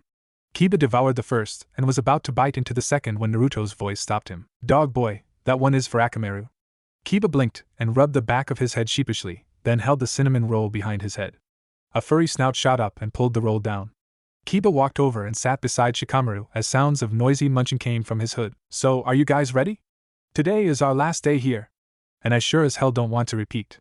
He high-fived Chuji over Shikamaru's back, then spun his chair around and faced Naruto. "No, are we gonna get to see you put the duck ass in his place again?" Kiba jerked his head around at the group. "No, you've been holding back since the first day." Naruto looked around, blinking. Everyone from the group was staring at him expectantly. "Kiba speaks for all of you, doesn't he?" At their nods, the boy sighed. Fine. I'll knock him down a peg or 2. It shouldn't be that hard, especially if he's actually been showing off with everything he can do." He grinned maliciously. Now then, who wants to place bets on our teams? Shikamaru was the only one who pulled out money. Everyone else saw the boy genius place a bet, and didn't want any of it. Naruto grinned. Ah, come on guys. So, Shika, what's your bet? Ino, Shika, Cho trio.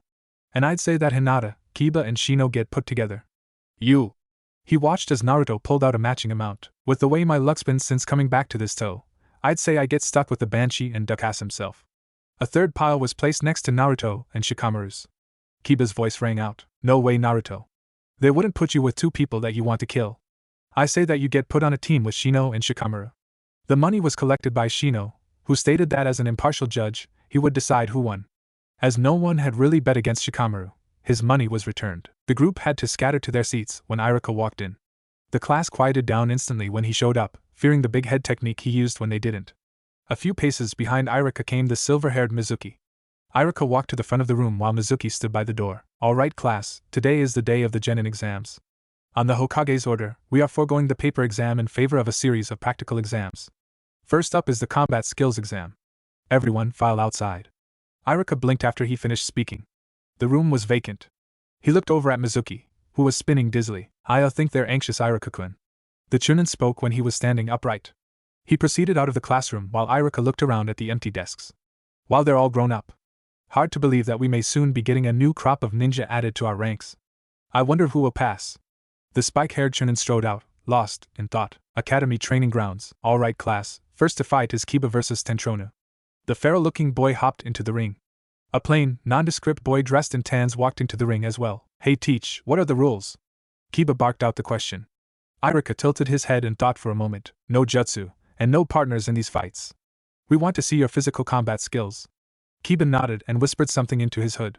Akamaru hopped out and trotted over to Naruto, who picked the dog up and set him on his head. They turned to watch as Kiba dropped into a low crouch. Tentronu moved into the basic academy taijutsu stance, and several of the group of friends shook their heads, knowing what was coming. All right boys, Hajime. Iruka's hand dropped down, and Kiba leapt forward. Tentronu ran forward, swinging one arm up to block Kiba's jump, his other preparing to strike. His eyes widened in pain when Kiba's sharpened nails lanced into the flesh on his arm. He tried punching anyway, ignoring the pain. Kiba's right leg snapped up and hit the other boy's fist away before his foot whipped out and slammed into Tentronu's stomach. The nails still in Tentronu's arm left bloody furrows as the boy was sent flying. He slammed into a tree outside of the ring. Kiba landed on the ground and rubbed the back of his head sheepishly. Did I go too far? Iruka blinked and shook his head slowly. I have got to tell Lord Hokage just how easily the Academy Taijutsu style can be beaten. That was just embarrassing. Kiba walked back over to his friends, when Naruto handed Akamaru back to him. The next few matches passed in blurs, the clan heirs easily winning their matches, though none quite as violently as Kiba. Chuji's did come close though, because his opponent nearly crapped himself when the Akamichi boy tripped him and jumped up to do a body slam. Finally, there was only one clan heir left needing a fight, and only one student other than him who hadn't fought. Alright, now for the last match. Will Sasuke and Iruka pause to check over the list in his hands? Will Sasuke and Naruto enter the ring? The two boys stepped into the ring. Naruto's group of friends were discreetly crossing their fingers as they watched the match intently. Sasuke settled into the interceptor fist stance easily. His cold black eyes watched as Naruto stepped on the other side of the ring lightly, the metal staff gripped in one hand. Hey Iruka-sensei. The dobe is using a weapon. Naruto rubbed the bridge of his nose when this screech reached his ears. Before he could say anything, Iruka responded, Sakura-san. A weapon is perfectly viable so long as it is not thrown. Now please be quiet so we can start. The girl growled under her breath but went quiet. Hajime. Iruka's hand fell, and everyone tensed, expecting a repeat of the explosive start to the matches. Instead, either boy moved as Naruto and Sasuke locked eyes. It's not too late to give up, dobe. The Onyx-eyed boy said in a dead tone. The audience's eyes switched over to Naruto to see how he took that. To their surprise, he bent over laughing. Sasuke took a step back, thrown off by this response to his taunt. Is the dobe laughing at me? His eyes tightened as a rage settled over him. He dashed forward, aiming to stop just outside of Naruto's range and make him overextend to try hitting him. Unfortunately for the Uchiha, he had forgotten that Naruto was holding a staff. The metal lunged forward and thumped into his chest, knocking him back several paces. He reached one hand up and began rubbing the spot, wincing slightly. All through this, Naruto had not stopped laughing. As Sasuke was recovering, the blonde-haired boy finally got his laughter under control. You're right, duckass. It isn't too late for you to give up. Naruto straightened up and slid his trench coat off. He tossed it over to Hinata, who caught it easily. The boy looked over at Sasuke as he began spinning his staff end over end. He watched as Sasuke's eyes trailed after one end of the staff, the black orbs locked onto the glint of metal. Suddenly Naruto lashed the staff against the ground, causing Sasuke to leap back. The metal was driven into the ground by almost half its length. Naruto stepped up onto it and stared down at Sasuke. This is how far above you I am, Sasuke. Normally I wouldn't make a big deal about it, but his eyes flickered over to his friends and he shrugged. Someone asked that I make an exception. The Uchiha snarled and dashed forward, his hands lancing in to strike Naruto's legs. The blonde-haired boy flipped over Sasuke and landed behind him, their backs almost touching. He spun around and hooked one leg around the Uchiha's and pushed against his other side. Sasuke spun around Naruto's leg and thudded into the dirt. He came up and spat a wad of dirt and saliva out and growled at Naruto, who merely cocked one eyebrow. Show me what you got, Uchiha. Hey, Iruka-sensei, can the Uchiha and I go all out and have you grade us on our other categories from this fight? The two boys looked over at Iruka, who nodded. Naruto turned back to look at Sasuke only to be met by a fireball racing towards him. Reacting quickly, Naruto dropped to the ground. He wasn't quick enough to avoid the flame entirely as his shirt was burned away and he suffered mild burns on his chest. The blonde fighter flipped over and pushed off the ground, his leg flying up to intercept Sasuke's fist. The hand connected with the heel of Naruto's foot and a loud crack echoed through the area. Naruto jumped to his feet and winced. He's not too bad. If he wasn't half out of his mind from my taunting, this would be a lot more difficult. It doesn't help that he's fire-natured. Maybe I should have listened to Ronaldizan and tried to break my elementalist habit? He bounced on his feet, testing out what the impact had done. A slight sprain. Not too serious, but I'm going to be hampered by that. Alright, time to kick it up a notch. Sasuke blinked when Naruto's hand lashed out and grabbed the staff to his left. He braced himself for his opponent to use it, and tilted his head confusedly when Naruto tossed it out of the ring. He was about to open his mouth to ridicule the other when Naruto opened a small black scroll and nipped his thumb, swiping the bloody pad across the seal. Naruto caught the weapon that emerged from it and grinned. Sorry, Duckass, but my staff is a bit too unwieldy to use for my jutsu. Sasuke grimaced at what that meant before sliding his hand around to a pouch on his hip. He pulled out a trio of shuriken and flashed through a series of hand seals. Kaitan, Hozenka no Jutsu. He spat a trio of small fireballs from his mouth, flinging the shuriken directly behind each one. On Naruto's side, he flashed through his own series of hand seals. He had to grin when he heard Sasuke speak. Faye, some genius hasn't even figured out that shouting the name of his tech is really a genin move. Let's see how he likes this. Futon Kamaitachi no Jutsu. Naruto lashed his weapon down, the blade-like form of the wood unleashing a trail of wind. The wind attack negated the equal-ranked fire attack, something that caused Iruka and Mizuki's eyes to widen. Naruto had to react quickly to deflect the shuriken that had been hidden behind the flames. He reached into his own pouch and pulled out his own trio of shuriken. Not bad, didn't expect the shuriken. Should have though. Alright, my turn to mess with my weapons. Futon, Yadama Furisugiyo. Naruto threw the weapons as a group, and watched as Sasuke dodged them. He grinned and channeled his will into the technique, the shuriken looping around in the air and hurtling back in at the unsuspecting boy. Over on the sidelines, Sakura had followed the weapons, distracted by the shine from them. She saw what Sasuke missed, and was about to shout out a warning when a large hand clamped over her mouth. She looked up into Chuji's eyes. Now Haruno, no interference from the audience. He wagged a finger in front of her face, and kept his hand over his mouth. In the ring, Sasuke had cocked his head and shrugged. The dead last was just standing there, inviting an attack, so he obliged and pulled out a cluster of kunai. Naruto formed a pair of hand seals, then went back to staring vacantly. Kage Bunshin no Jutsu / Kawarimi no Jutsu. He shimmered for a moment before steadying, which caused the Uchiha to blink as he threw the kunai, to which he chuckled when Naruto kicked a stone at him. Then the shuriken hit. He screamed out as the metal prongs bit into his flesh, one in his shoulder, the other two thudding into his lower back. He collapsed to the ground and was about to struggle up when he felt something press against his temple. Slam. You're dead. He looked up and saw Naruto standing there. What? How? We saw you get hit by those kunai. Naruto looked up at Ino and snorted. What you all saw get hit was a Kage Bunshin. I had Kawarimi with it, and hinged into the stone the clone kicked at Duckass here. Face it, your precious Uchiha lost. Iruka nodded. He lost, but you both pass your exams with flying colors. Naruto, how did that wind jutsu cancel out Sasuke's fire jutsu? Naruto beamed, because Duckass weakened it. The Hozenka is, in essence, the Gokakyu jutsu split apart. The Gokakyu would have swallowed my wind sickle, but since each fire ball was actually a third as strong as the wind technique, mine won. Naruto slid the truncheon back into the seal scroll and offered a hand to the Uchiha to help him up. He sighed when Sasuke slapped his hand away and struggled to his feet feebly. The blonde-haired boy slid behind the other and pulled his shuriken out of the Uchiha's back before sealing them into a separate scroll. Need to clean those before I put them back with the others. He walked over to his friends and looked at them. Well? Kiba slapped him on the back and grinned. Way to go, man. That's what I'm talking about. Similar compliments came from the others, with a stuttering Hinata handing Naruto back his coat. The other tests passed by in a daze for the blondie, his mind noting only when one of his friends was passing a test. The class was taken back inside as the teachers went to grade. Mizuki took the second half of the group to grade with Irika taking the first half. In the grading room, Mizuki chuckled darkly when he figured out how he could get his scheme to work. On the front of Naruto's paper, he wrote fail in heavy kanji. Underneath it, he wrote a message to Naruto requesting the boy to speak with him after class. He exited the room at the same time Irika emerged from his, the two chunin nodding to each other. The teachers passed out the papers quickly, then dismissed the class. Naruto had flipped his paper over after receiving it, and waved his friends out before him. He waited patiently, ignoring Irika's confused look. When Mizuki left, Naruto followed the silver-haired chunin out. The man motioned for Naruto to enter an empty classroom. You're probably wondering why you failed, right? Well, it's because you can't manage to make a bunshin. I know it seems harsh, but you can't pass this test with a kage bunshin. The man patted the boy on the shoulder sympathetically. Naruto sighed. Well, there's always next year, I guess maybe I can make a bunshin by then. He started to leave when Mizuki's voice made him pause. Now Naruto-kun, I said you couldn't pass this test. There is an alternative though. Naruto whipped around, a pleading expression settling onto his face. Mizuki chuckled in his mind at the gullibility of the boy. I can have him get the scroll, then burn him. I'll say the scroll burned when he did. I'll have the scroll like master wants, and I'll be the hero of the town. He explained the test to Naruto, who nodded eagerly and agreed.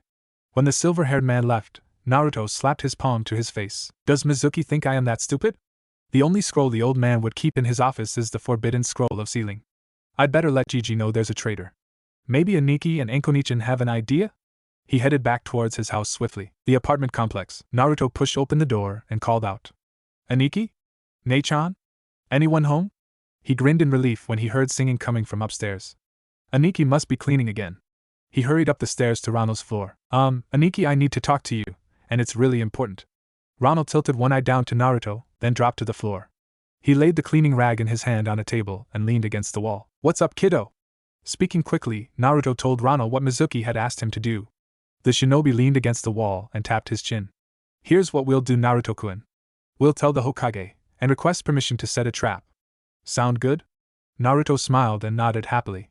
Ronald laid one hand on the boy's shoulder, and the two vanished in a swirl of winds. Later that day, Shinobi and Kunoichi, your task is to hunt down Uzumaki Naruto. He has stolen the forbidden scroll of sealing. I need not warn you of the danger that he tampers with the seal on him, and accidentally releases the Kyubi no Kitsune. Go! The ninja vanished, hunting for the boy. Irika had hung back, seeing Ronald near the Hokage. Ronald-san, can you tell me what's going on? People should know better than to try tricking a fox, that's all I'll say. Ronald chuckled, then leapt away. Irika watched him go, confused. His little brother just stole one of the most important scrolls in our village, and he isn't freaking out? Something is going on here. I've got to find Naruto. The man shook his head and took off, searching for the boy. Woods outside Konoha. Naruto slumped against a tree, panting. I finally got it down. Wonder who is going to find me first, rather, after the NBU up in that tree I mean. He chuckled, wondering if Mizuki had fallen for the deception. When there was a rustle behind Naruto, he guessed that Mizuki had. So, when he turned around and saw Mizuki, he blinked in shock. Wrong sensei. Oh, Naruto. Why did you steal the forbidden scroll? The boy though fast. Forbidden scroll? But Irika-sensei, Mizuki-sensei told me where to. This was when he told me the secondary mission. Mizuki? Why would Mizuki tell Naruto about the mission? Naruto, what Ms. Ah, there you are, Naruto. Now complete your mission and hand over the scroll you have in your hands.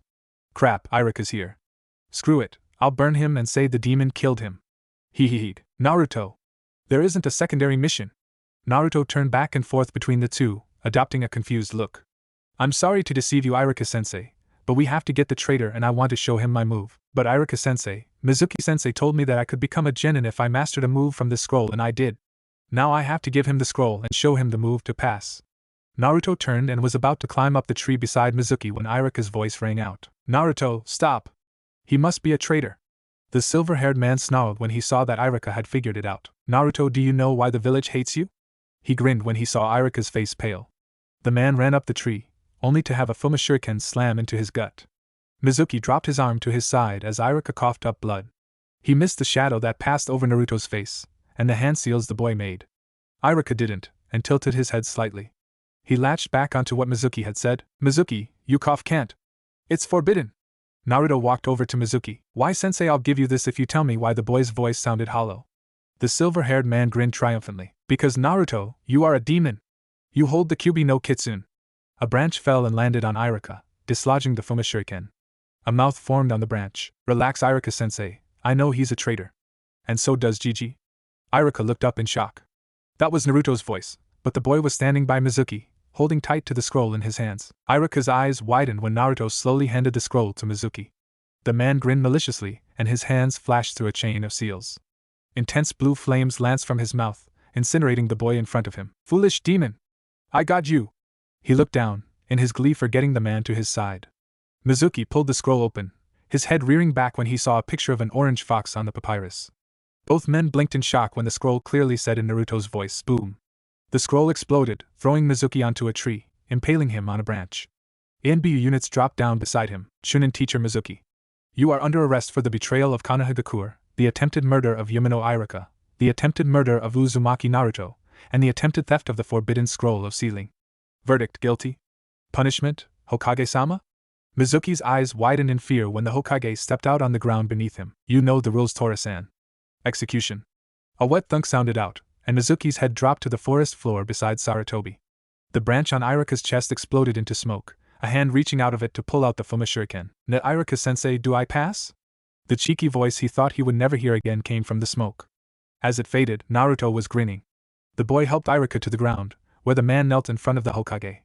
Sarutobi blinked and gestured for Naruto to help Iruka stand. Yumino-san, Naruto came to me with his older brother a few hours ago, and told me of Mizuki failing him for using the Kage Bunshin. They then informed me that Mizuki had told Naruto that if he could steal the forbidden scroll and learn a jutsu from it, he would pass. We set this trap to catch the traitor, and it worked beautifully, albeit that we did not intend for you to get injured. Does the boy pass, Yumino-kun? Sarutobi grinned, his eyes closing. With shaky hands, Iruka reached up and pulled his hataite off and tied it around Naruto's forehead. The boy shrieked with joy and tackled Iruka, who gasped in pain. Naruto, the boy blushed and stepped back. Gigi, can I take him to the hospital? Hiruzen nodded, and the boy helped Iruka limp towards the hospital, the duo speeding up when they realized that Iruka was in danger of blood loss. Your boy is growing up fine, Minato. How I wish you could see him. The man looked around the clearing and sighed. Damn. This means more paperwork. He rubbed the bridge of his nose as he gestured for the ANBU to clean the area and proceeded back to his office. Apartment complex. 5 days later, Naruto sat staring at Ronald and Anko, who were both regarding him sadly. You heard us right, brat. You'll likely be assigned to the Uchiha and the Haruno. Lord Hokage says that the reason is because you are the dead last due to your prolonged absence. If you had been around, the blonde genin shook his head sadly. If I had stayed here, I'd still be the dead last Anko-nichin. The teachers would have sabotaged me, and because they wouldn't have been able to always kick me out of class, the other students would have been sabotaged as well. While the heirs would have been fine since they were also receiving training at home, the civilian and smaller clan members would have been in trouble. The purple-haired woman sighed. A boy this young should not have to be so mature. She looked over at the man who called himself Naruto's older brother, and wondered what the man had done while raising the boy for him to turn out like this. The person she was watching looked up and returned the stare. Guys, seriously, you two stare at each other all the time. Why don't you make it easy on all of your friends and admit that you like each other? Both of the older ninja whipped their heads around to glare at Naruto, who was grinning to himself. Oh damn, they're mad at me again. Snicker like that's something new. At least I managed to distract them. His grin widened at his feeling of accomplishment. The boy hated it when Anko gained that pitying look. Ronald had broken himself of it after a few months of knowing the boy, but the woman who had moved in with them had yet to do so. Ronald rocked his chair back out of the way when Anko launched herself across the table, tuning out the sounds of scuffling coming from the other side of the table. Ignoring the screams of not there. Dear Cammy, I want to have kids later, psycho lady. He studied the ceiling, wondering what the old man's real intentions for putting Naruto on a team with the only two people he despised in his class. His attention was brought back when Naruto shrieked, "Not the mouse!" He decided it was time to intervene before Anko scarred his younger brother. He reached out with one hand and grabbed the back of Anko's coat and hauled her back, not realizing what would happen when she fell from the table. She landed on his lap, blinking. Anko looked at where she was and blushed heavily. The special jounin squeaked and leapt off of Ronald, running up the stairs. Both of the males remaining downstairs looked after her, one with confusion, the other with a widening grin. See? Told you two like each other. Ronald pulled the claymore from its hanging scabbard and smacked the blonde boy on the head with the flat of the blade. He sat back, unaware of the blush on his own face. Damn it, Naruto. I do like her, but she freaks out every time we touch. He shook his head violently, then jerked his head up the stairs. Go get ready, Ototo. You don't want to be late to the team assignments. Who knows, maybe the old geezer changed his mind. Despite his words, the man did not believe that had happened, and it was evident from Naruto's expression that the boy did not either. With a slow nod, the boy stood up and trekked up to his room, his feet dragging heavily across the floors. Ronald him walk up with his face set in a blank stare. He could read the worry in the boy's shoulders. Finally the Chunin stood up and cracked his neck. Don't worry, Otsuto. I'm going to go talk to the old man to see what his reasoning is. Ronald walked up the stairs to his floor to prepare himself. When he passed Anko's room, he tilted his head and paused. Inside was a rhythmic chanting. The young man recognized the tempo and shuddered. She's plotting something. That's her laughter for when she is planning something big. He continued on to his own room. Later that day, Konoha Academy, room 210. The group of friends sat watching the clock. Today, everyone had arrived early, even the Uchiha. It was team assignment day, and no one wanted to risk being left out or forgotten. And there was also the undercurrent of anticipation, with everyone waiting with bated breath to find out who was put on their team. The clock on the rear wall chimed the hour, and everyone spun to face the front of the class. Iruka walked in slowly, his steps faltering slightly because of the partially healed injury. After arriving at his desk at the front of the classroom, he sank wearily into the seat and folded his arms on the tabletop, his eyes sliding across the room of students contemplatively. Well, this is it, everyone. Today is team assignment day. When I read your name, the 2 people in your team will most likely become the most important people in your life. I'll start at the top. Team 1 is Hokage's office. Damn it, old man. You're putting him on the worst possible team. Both of those people hate him. Rano slapped the desk in front of Sarutobi. The leader of the village looked troubled for a moment before rising to turn to look out through the large window behind him. Reikuin, is it really so bad? Rano paused and snorted. That bad? Yes.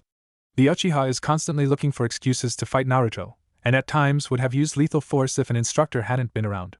The Haruno criticizes everything Naruto does, trying to get him expelled. Why would you put him on their team? Because I requested Naruto. I think their rivalry would be good for Sasuke. Both Sarutobi and Rano looked at the door. Get out, Hataki. This meeting does not concern you. Rano spat the words out, full of contempt for the man. The silver-haired Jounin wagged his finger in front of Rano's face like the Chunin was a young child being reprimanded. Oh, but it does. You have an issue with my team, so you have an issue with me. Rano was gearing up to tear into Kakashi when the Hokage's voice lashed out. Enough, both of you. Sit down and behave like shinobi, not children. The 2 men glared at each other as they obeyed their leader. Now then, Naruto is going to remain on the team. Rano sat upright about to interject, on a probationary status.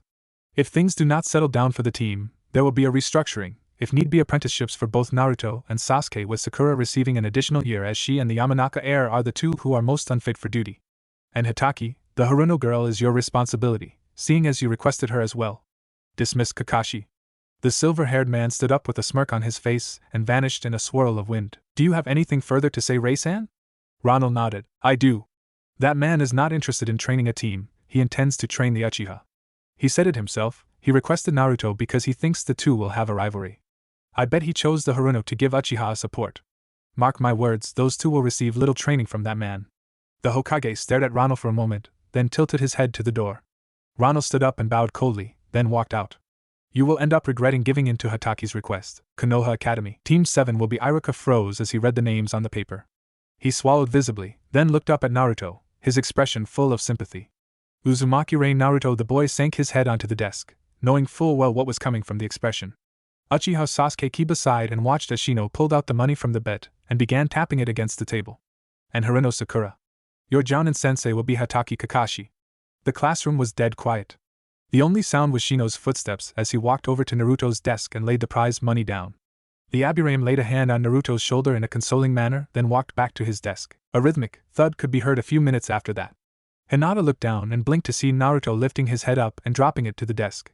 The thud sound continued through the rest of team assignments. Team 8 will be Akimichi Tsuji, Shikamaru Nara, and Yamanaka Ino. Your Jounin instructor will be Sarutobi Asuma. Iruka wished he could tell Naruto it was a joke as he watched a cut open on the boy's forehead. It healed right away, but the boy kept relentlessly pounding.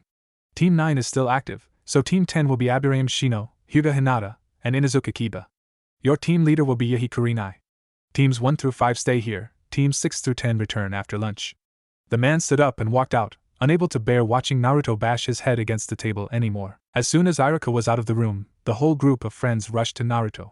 Chuji and Kiba grabbed the back of the blonde boy's head, while Hinata gripped his ears. Shikamaru grabbed him in the shadow hold as Shino grabbed Naruto's ponytail. Despite all of his friends' methods of holding him back, Naruto's skull met the desk again, shocking the people who had remained in the class. Hinata changed her tactics and jabbed several tenketsu on Naruto's neck, immobilizing him. The others let go, only to resume their grips when Naruto slowly trembled upwards. Uzumaki-Ray Naruto. That is enough. A sharp retort cracked through the room, making the group look to the front. Anko was standing there, her face hard. What would your brother say if he saw you like this? The boy's face hardened before sagging. He stood up slowly and looked at his friends. Ramen guys? I'll meet you there.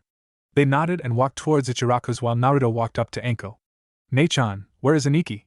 He asked the question softly. Anko rubbed his hair before answering. He went up to the old man to protest this. If he can, he'll be getting your team changed. Naruto's face lit up when he heard that. If anyone could get this changed, it was Rano.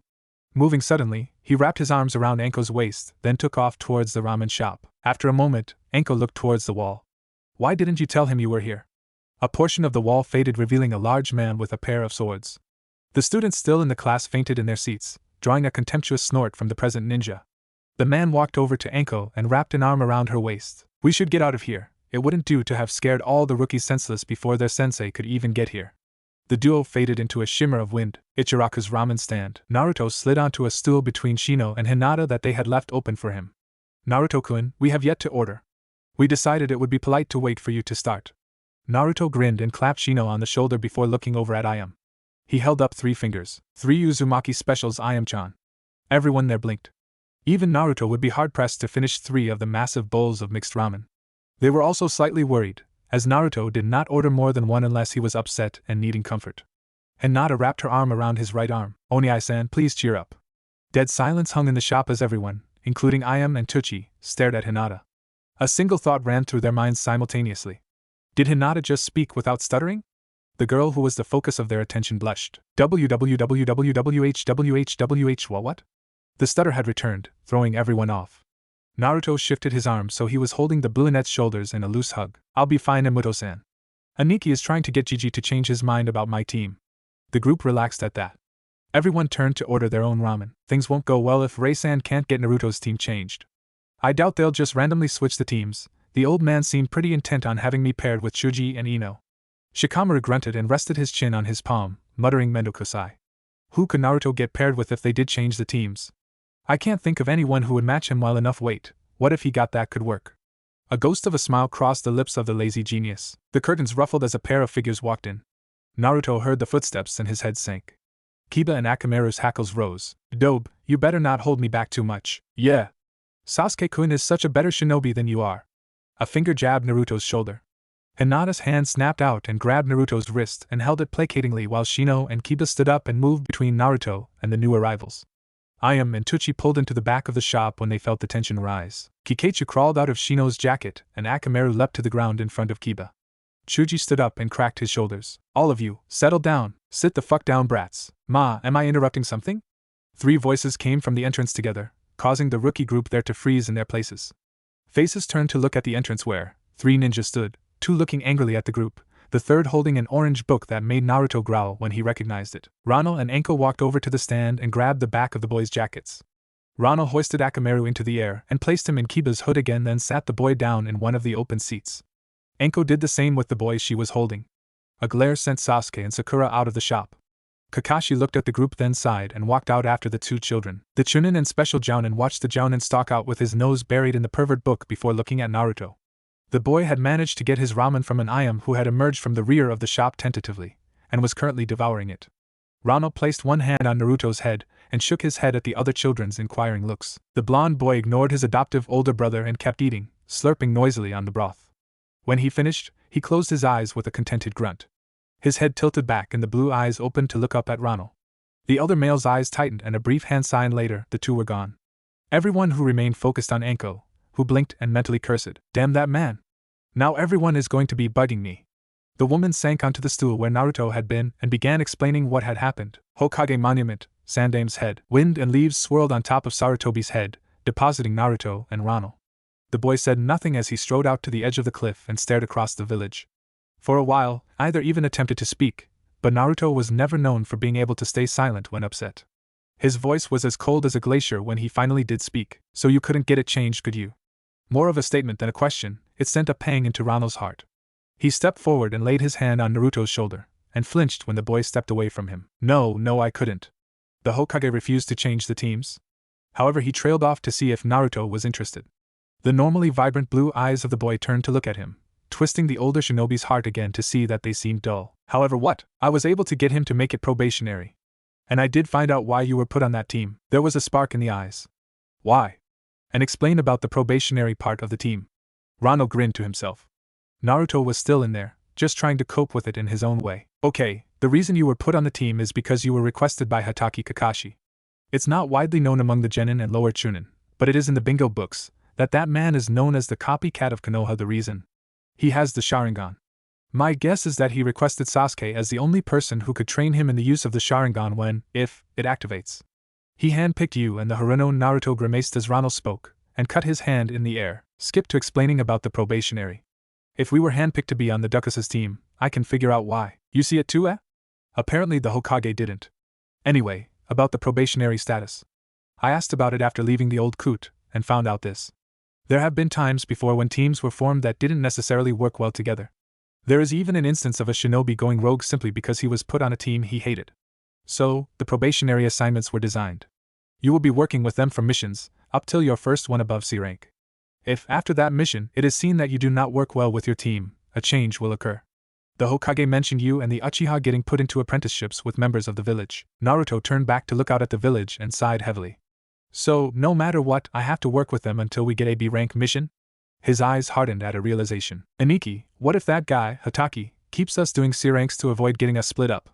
Ronald grinned evilly. I asked about that too when I realized that.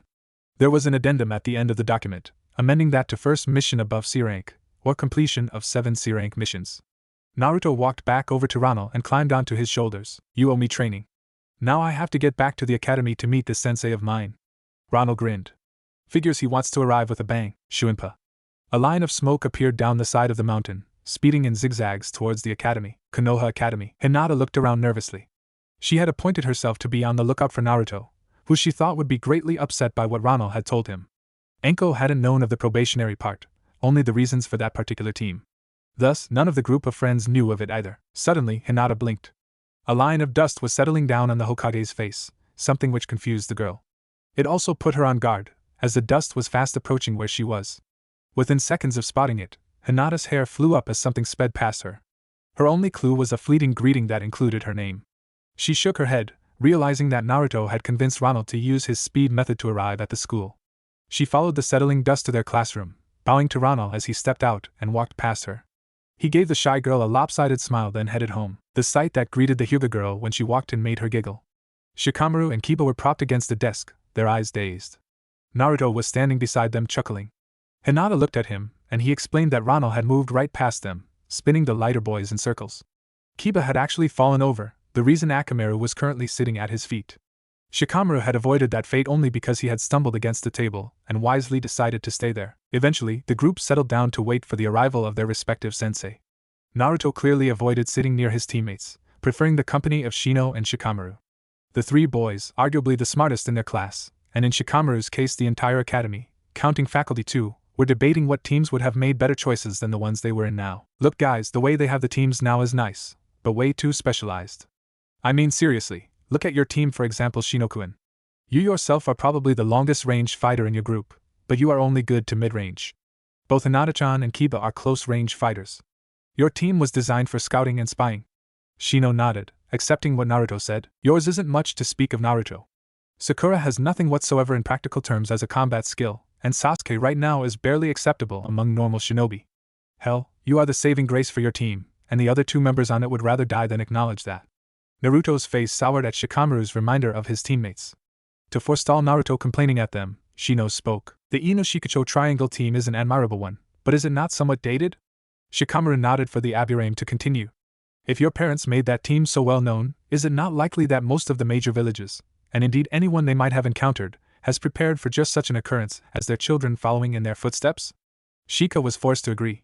The three boys sat and stared at the tabletop between them for several minutes. It all comes down to this, guys. How can we get the Lord Hokage to change the teams? Naruto looked up and was about to explain about the probationary status of his team when a man looking faintly like Hiruzen walked into the classroom. A smoldering cigarette dangled from the man's lips as he stared around the classroom. The boys who had turned to look at him took in the fact that he was wearing the standard jounin attire, except that from his waist dangled a pair of trench knives that looked deadly sharp. The trio blinked when the man somehow managed to speak without disrupting the cigarette. "Alright, Ino Shikacho are with me. Meet at training ground 19. He shimmered into wind and vanished. Shikamaru grunted and stood up. He jerked his head at Chuji and Ino before walking out the door.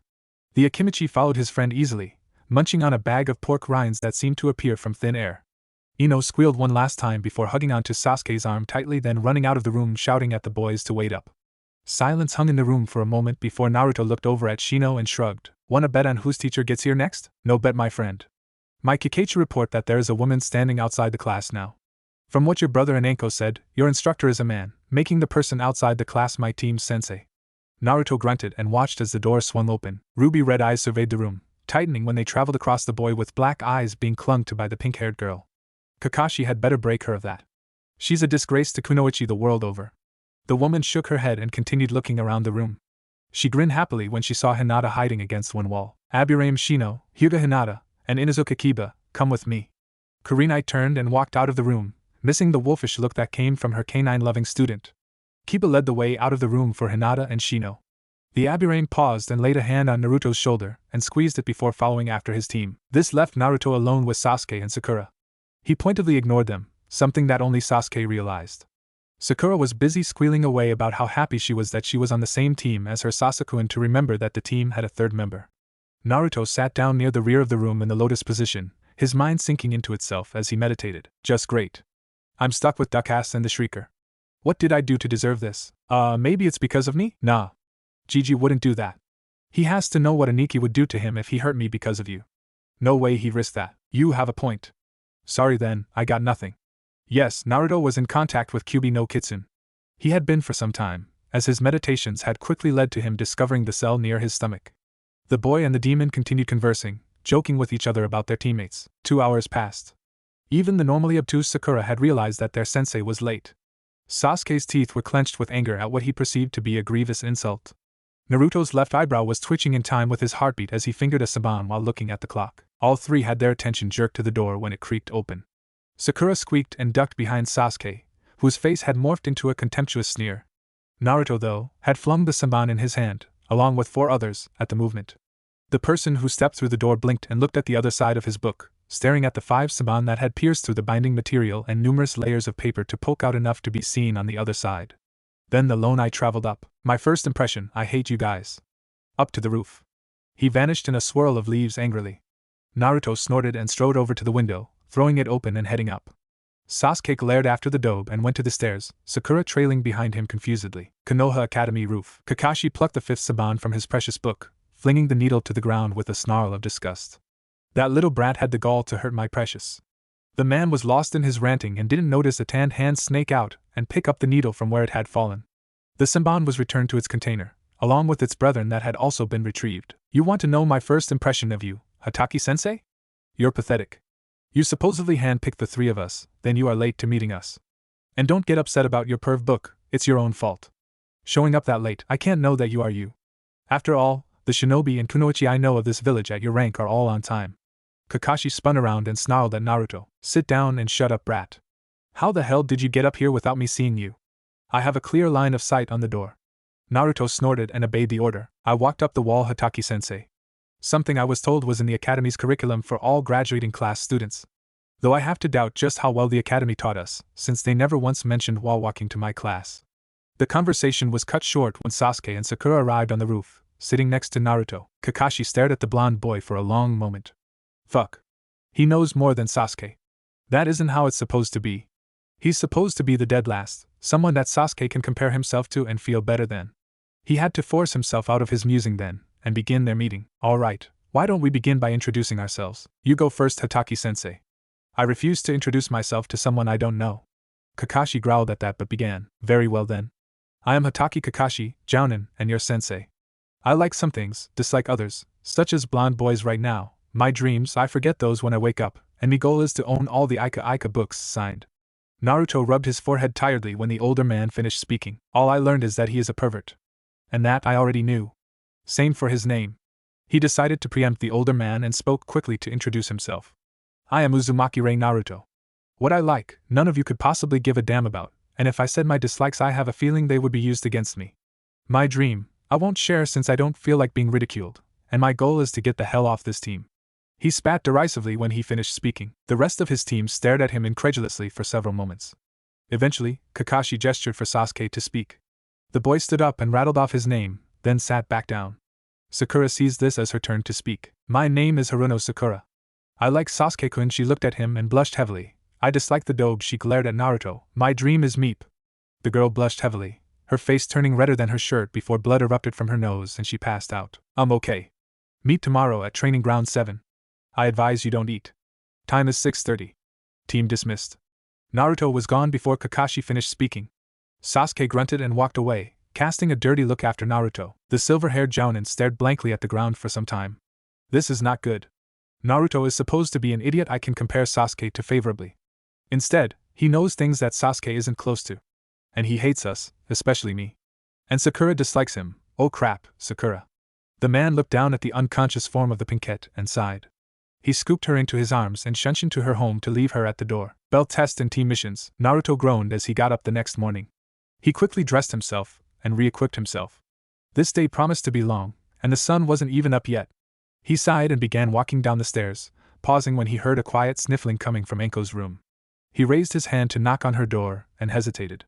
The snake summoner probably wouldn't like to be interrupted. But at least now he knew that Ronald had talked to her as well before leaving. When the blonde Jinchuriki reached the bottom floor, he grumbled as he realized his brother's mission meant that he wouldn't be around to cook breakfast for them a while. He kept grumbling as he reached into a cupboard and pulled out a bowl of oat cereal. He set it down on the table and got out a bowl and spoon, then retrieved milk from the fridge. He was sitting down after pouring his cereal and milk when the woman came down the stairs. She growled at him before he pushed the bowl in front of her and handed her the spoon. Relax, Enko-nichan. I know. Now will you admit it? The youth stared at her. She stared back at him, watching her reflection in those eyes that were older than they should be. The two sat there for a moment, staring at each other for a long while. She sighed and shook her head finally. Naruto glared at her, as she seemed to crumple in on herself. To the boy, the attraction between Ronald and Enko was obvious and deep. It grated on his nerves that neither one would admit they cared about the other as more than friends, but for now there was nothing he could do. He prepared his own breakfast, and was sitting down to begin eating when he spotted a clock. The time on it read 7:45. Oh crap, I'm late. He grabbed his stuff and was about to rush out the door when Enko tripped him and flung him back into the chair. He looked at her quizzically. Your teacher is renowned for being late, didn't you learn that yesterday? Eating your breakfast won't make you late with that one. Enko sat back down and continued eating while Naruto nodded. As he ate, his mind skipped back to Ronald shaking him in the middle of the night to let him know that he would be gone on a mission for a while. The younger boy had been about to ask if Ronald had told Enko yet when he saw the scratches on Ronald's face and guessed that he had. Those scratches remembered, Naruto looked up at Enko and blinked. Enko-nichan, why did you scratch Aniki? All he did was tell you he was leaving. If you reacted that badly to him leaving, why can't the boy trailed off when he saw a blush creep across the Tokubetsu Jounin's face? Oh wow, Aniki may have told her, but that isn't why he got scratched.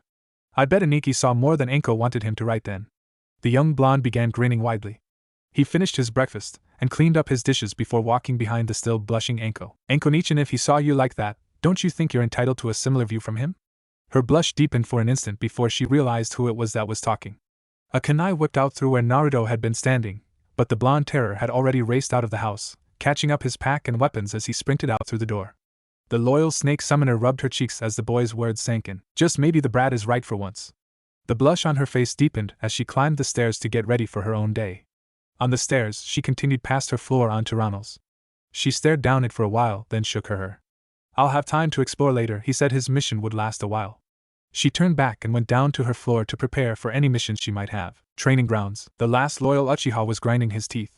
The dobe had apparently ditched them, for he hadn't shown up on time to their meeting. Not that it mattered, as their sensei hadn't shown up either. For the past hour now he had been listening to the pink-haired fangirl of his shrieking at him about how cool he was. While normally he didn't mind being praised, the girl's voice was damned annoying and it was grating on his nerves. A rustle beside the river had the Uchiha glaring in that direction. His scowl deepened when he saw that Naruto was there, staring at the three posts set in the riverbank. It continued like that for a while, with Sakura shrieking Sasuke's glory, Sasuke glaring at Naruto, and an unresponsive Naruto staring at the wooden posts. This is how Kakashi found them when he showed up an hour later. This time the one-eyed pervert had his book in his pouch to prevent a repeat of yesterday when the book was perforated by Saban from the blonde student of his. He looked at said student curiously for a moment. Does he know this place? How? I've never seen him here. The man shook it off and looked at his students. Alright then team, we've got a test today. This is a kind of survival test. He pulled out 2 bells and strapped them to his waist. Your goal is to get these bells from me. Whoever gets one, passes the test. Naruto narrowed his eyes towards the silver-haired Jounin and was about to speak when Sakura blurted out, Sensei, there are only 2 bells though, and 3 of us. All 3 males around her winced at the pitch of her voice. She didn't notice it though, staring at the teacher for an answer. Kakashi grunted. So far only one of them wasn't like the profile said. Yes Sakura, that's correct. No matter what, at least one of you will fail. And just so you guys know to give it your all, the person who fails my test has to go back to the academy for another year. All 3 would be Genin stiffened at that. Oh hell no. There is no way I'm going though another year of having my senseis purposefully sabotage me, even if Irika sensei didn't. One out of how many was that? The blonde shook his head. There was no way he would fail. So when Kakashi gave them the go-ahead, he sprinted into the trees. He perched in a tree, watching as the other 2 made it to the tree lean after he had. He created a Kage Bunshin and had it move forward towards Kakashi. Now you're an odd one, why aren't you hiding? The silver-haired man looked at the clone suspiciously, not realizing what it was. The clone just thumbed its nose at him before running in a circle around him. The Jounin ignored it, as it was staying out of combat range. What on earth is this kid up to? While his clone was running circles around the uncaring Jounin, Naruto himself was sitting in the tree lean thinking. He knew of past squads, and one thing he knew was that they all had 4 members. A Jounin, and 3 Genin. So why had Kakashi told them that only 2 could pass? Things weren't making sense. Out in the field, Kakashi grew tired of having blonde flashing in front of his eyes over and over, and finally shifted forward and smacked at the clone. He was surprised when the clone flipped up and grabbed his arm, trying to throw him. However, the silver-haired Jounin hadn't had Guy as an eternal rival for several years without learning something about taijutsu. He countered the boy's lighter weight and spun him against the ground, fully expecting to have stunned the younger male. Thus, he was shocked when the clone poofed into a cloud of smoke. Kage Bunshin? He had no time to think, however, as a fireball raced at him from Sasuke. The Jounin blinked and spun to one side, narrowly avoiding the surprise attack. He groaned and put his book away. While Kakashi had been playing with the clone, Naruto had figured out that this was a test of teamwork. He had snuck over to where he had seen Sasuke and tried to convince the boy to work together. His attempt had failed horribly. The Uchiha had rushed out, seeing the clone as Naruto's attempt to win that had flopped. Thus it was his turn to try, to prove that he was better than the dope. Kakashi sighed. So we're skipping straight to lesson 3 with you Sasuke. Ninjutsu. The Uchiha air shot another Gokakyu at Kakashi, who vanished before the blast hit. Sasuke's eyes darted around. He's not above me or on one of the sides, so where no? His thoughts were interrupted when he felt a hand grab his ankle and tug him under the ground, leaving only his head unburied. Kakashi left the Uchiha there as he went after Sakura, using a genjutsu of Sasuke kissing Ino to knock her out. The man shook his head. She was supposed to be a natural with genjutsu, but couldn't even see through that one. Obito-kun, your legacy had better be worth this. He blinked when he spotted the trenchcoat-clad genin in front of him again, only this time there were 3. Naruto-san, what's this? The 3 figures snorted in unison. Figured it out, Hataki-sensei. This is a test of teamwork. I tried talking to the Uchiha and the Banshee, but neither one would listen to the dobe. So I have to try this my way since I can't get them to work with me. The 3 Narutos slid into various taijutsu stances before leaping to engage the Jounin. Kakashi leapt backwards from one clone's kick only to throw himself sideways to avoid a punch from another Naruto.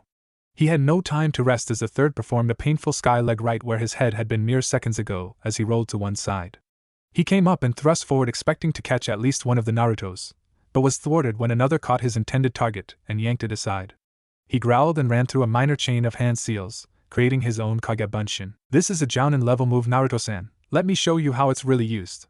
The 2 Kakashis moved in sync to catch one of the Narutos, pummeling it into the ground only to have it poof into smoke. They turned and targeted the second and rushed him, one attacking at high Chunin speed towards the clone's front, while the other swung around to the side.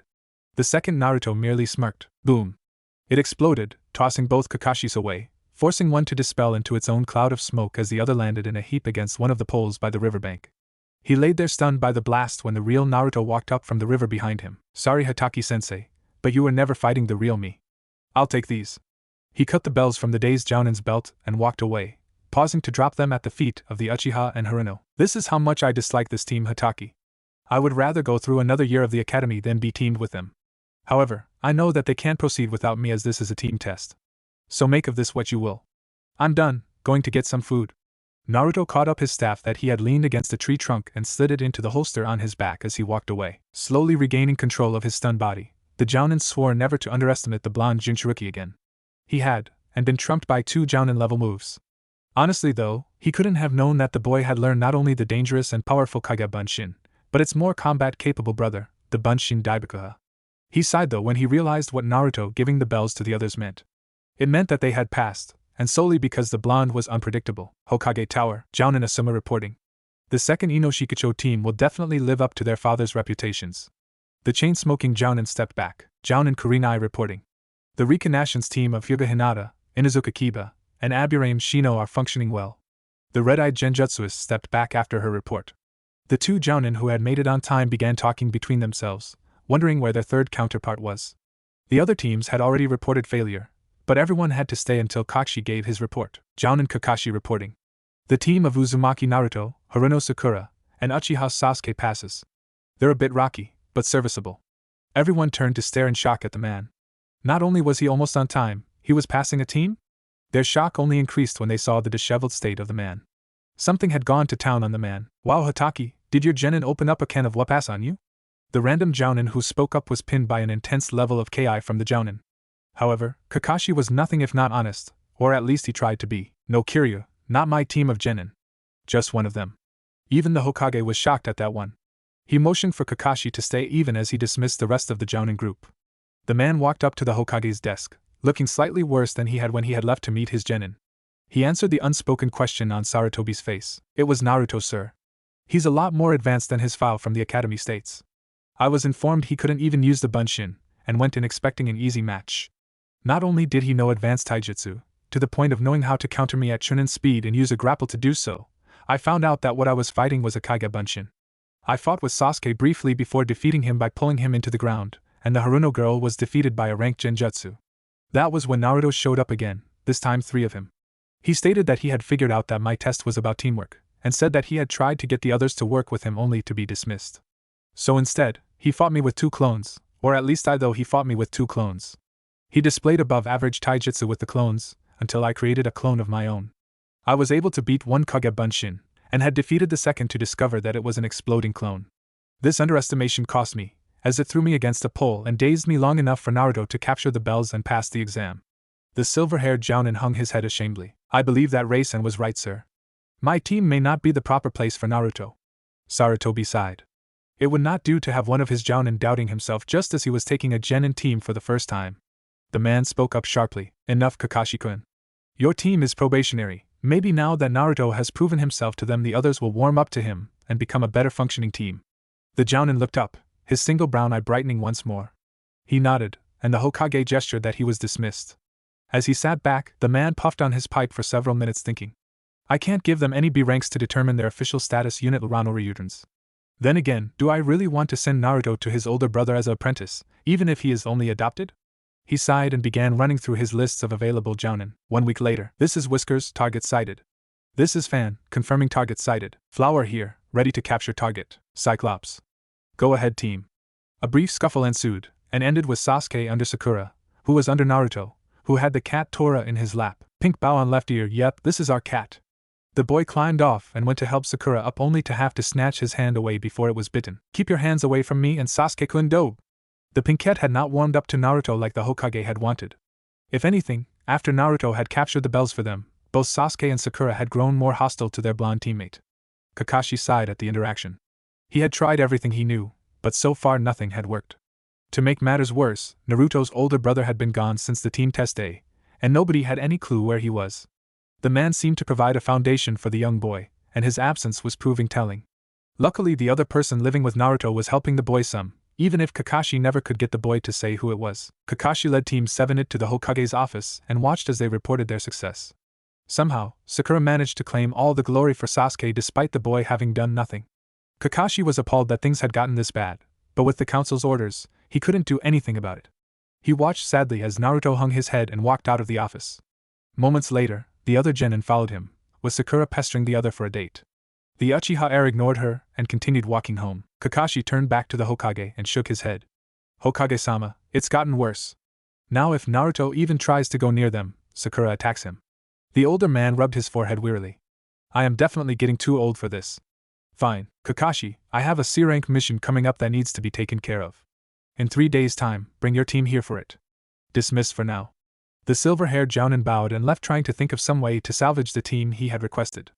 Things were not going the way he had planned. Sasuke and Naruto were supposed to become like brothers in the way he and Obito had, with Sakura supporting Sasuke and Naruto supporting her. Instead, Sasuke hated Naruto almost as much as he hated Itachi, Sakura despised Naruto, and Naruto couldn't wait for the probationary effect to kick in and switch assignments.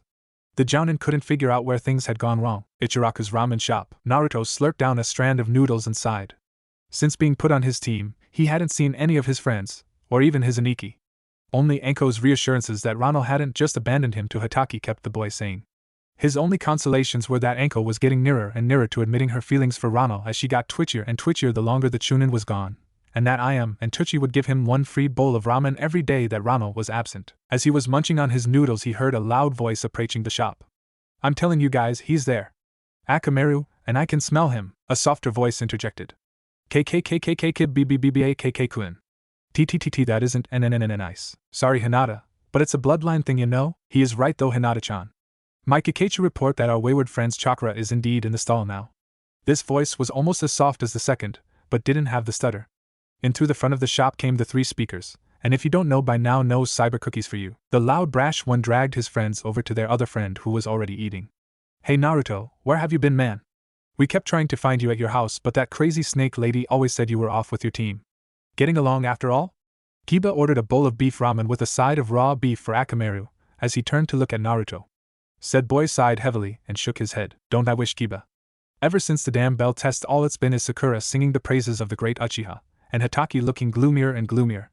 Never mind that without me they wouldn't have passed at all, and that without me several of our crappy D-rank missions would have been utter failures. No, Sakura's always bragging about how Sasuke does everything, and honestly, it's making me sick. Shino laid a comforting hand on his friend's shoulder when the Jinchuruki was finished ranting. A slight idea flickered across his mind. Naruto-kun, on the day of the assignments, you were about to say something about getting out of your team if it turned out unsatisfactory. Care to elucidate now? The bug wielder tilted his head curiously.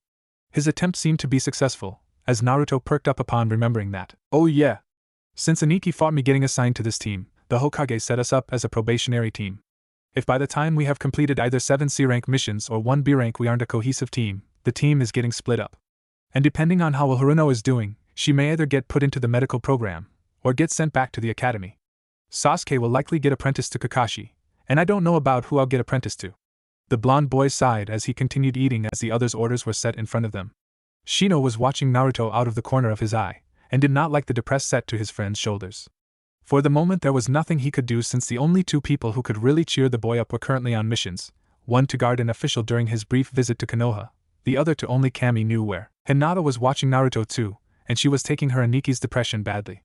She decided to try cheering him up though, and scooted closer to him and rested her head on his physical contact from the person he considered family. Did cheer the blonde container up, enough that he was able to finish his ramen with a smile. And while once Kiba would have taken the familiarity between the 2 the wrong way, he had been firmly told that it was a sibling affection and nothing more. With Anko, honestly, if I have to listen to this little maggot try flirting with me one more time, ga. How I wish Ronald was here. He always knows how to make worms like this guy back off without bodily harm. Yes, Anko was on an escort mission for a young, affluential and wealthy man. Sadly, the man wasn't handsome, or even homely. He had one of those faces that only a mother could love, on top of a body that made Gamabunta look small. All in all, his flirtatious advances towards the loyal snake summoner were driving her crazy. Thankfully though, the mission was almost over as the Hokage's tower was in sight once more. Finally, they were standing outside the Hokage's office. The rotund man grabbed up Anko's hand before she could react and slobbered on it in an approximation of a kiss. Thank you so much, miss. I really appreciated having you escort me around your fine chitty. If you're ever near my home, do look me up. Anko managed to rein in her homicidal impulses long enough for the man to go inside to finish making deals with the Hokage. She turned and shunted home, quickly heating up a pot of water. When the liquid was boiling hot, she began plunging her hand in. This is the sight that Naruto walked in on. He stared at her for a moment before leaping over to her and grabbing her hand out of the water. From even the few seconds it had been in the water, his hand had turned a cherry red and was blistering.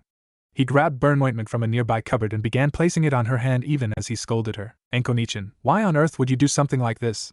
The woman stared at him blankly for a long minute. Finally, With a slightly cracking voice, she spoke. Gods, Naruto, where is he? Where is Rano? I miss him. The boy was about to make a wisecrack when he saw the haunted look on her face. It reminded him of his own when he woke up and looked at himself in the mirror. He sat down in her lap and pulled her head to his shoulder and neck, stroking her back.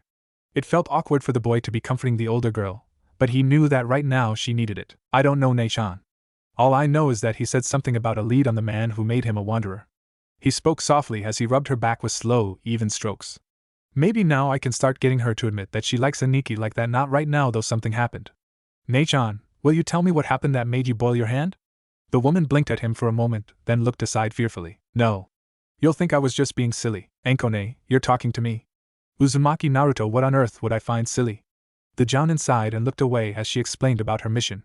After she was done, Naruto just patted her head consolingly. Oh yeah, once she's recovered I am definitely not going to let up until she admits likes him. He sighed. Ankone, go get showered, but keep that hand dry, okay?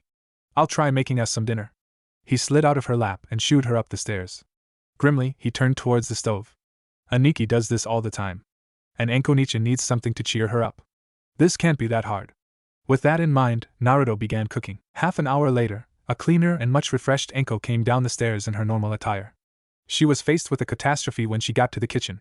Half-burnt, half-raw steaks sat on a plate on the table, with clearly uncooked bread dough sitting beside them. She couldn't tell what exactly was in the pitcher on the table, only that it was purple and had pulp. She stood in the doorway, staring at the table, when Naruto's voice rang out. I know. She looked around for the boy, and finally found him sitting in front of the stove, rocking back and forth with his knees drawn up to his chest. I tried the steaks and failed. But be glad I threw the chicken out. That stuff was almost alive again. The boy shuddered. The bread there is the safest of what I could make, so I gave up and made cinnamon rolls. Those I can make. He just kept rocking back and forth the whole time he spoke. Anko looked around the kitchen, taking in the sights of Naruto's cooking attempts, and began laughing. She couldn't help it, though she did try stifling the laughs for Naruto's sake. She didn't have to though, as Naruto looked up at her and chuckled himself. At least it cheered her up. Not exactly how I intended to, but still, it did. The oven dinged, and the boy grabbed hot pads and pulled out cinnamon rolls. He deftly slathered some cream cheese icing onto 3 and handed them to Anko, who checked them for burn marks before biting in. This is the point that Anko discovered that Naruto hadn't been joking. Cinnamon rolls he could make. And make damn well. If she had to judge between his and Rano's, she didn't know whose would win. Naruto-chan, did Rani teach you how to make these? The boy nodded. Yeah, I told him Hinata-ima likes cinnamon rolls, and he showed me how to make them good. These and bacon are about all I can cook, though I forgot that. Ankonicha, can you summon some snakes with strong stomachs to dispose of the steaks? The bread dough, I think he broke off. I don't know when Aniki is coming home, and oh, I have to keep up a strong face for Nei-chan. The boy shook his head. The bread dough I think I can figure out how to bake safely. Anko looked at him curiously for a moment, then nodded and summoned a pair of snakes who were more than happy to eat the meat, messed up as it was. She turned and watched Naruto finish his own cinnamon rolls, then ushered him upstairs to shower and bed down for the night. She turned and looked back at the mess of a kitchen, then sighed. She created a kage bunshin and had it begin cleaning up. Rano, you better get home. I don't know how much longer the gaki and I can go without you. She turned and trudged up the stair with a sad look on her face. Hokage's tower. Sarutobi Hiruzen sat back from the crystal ball and sighed. While it didn't seem to have been the best of ideas, he couldn't help but think that they needed this. And Rano would have killed him if he had kept the information about the sighting of a man wearing the Hittite of the hidden hot springs from him. Anko, Naruto, I'm sorry. But Rano asked that I not tell you where he was going. Makai, even I don't know where he is now. The elderly man sighed again and sank back into his seat with a heavy groan. He was definitely too old for this. I have to either ask Jiraiya to step up his efforts on finding her, or ask him to take the mantle himself. Naruto isn't old enough, and no one else is insane enough to want this forsaken post.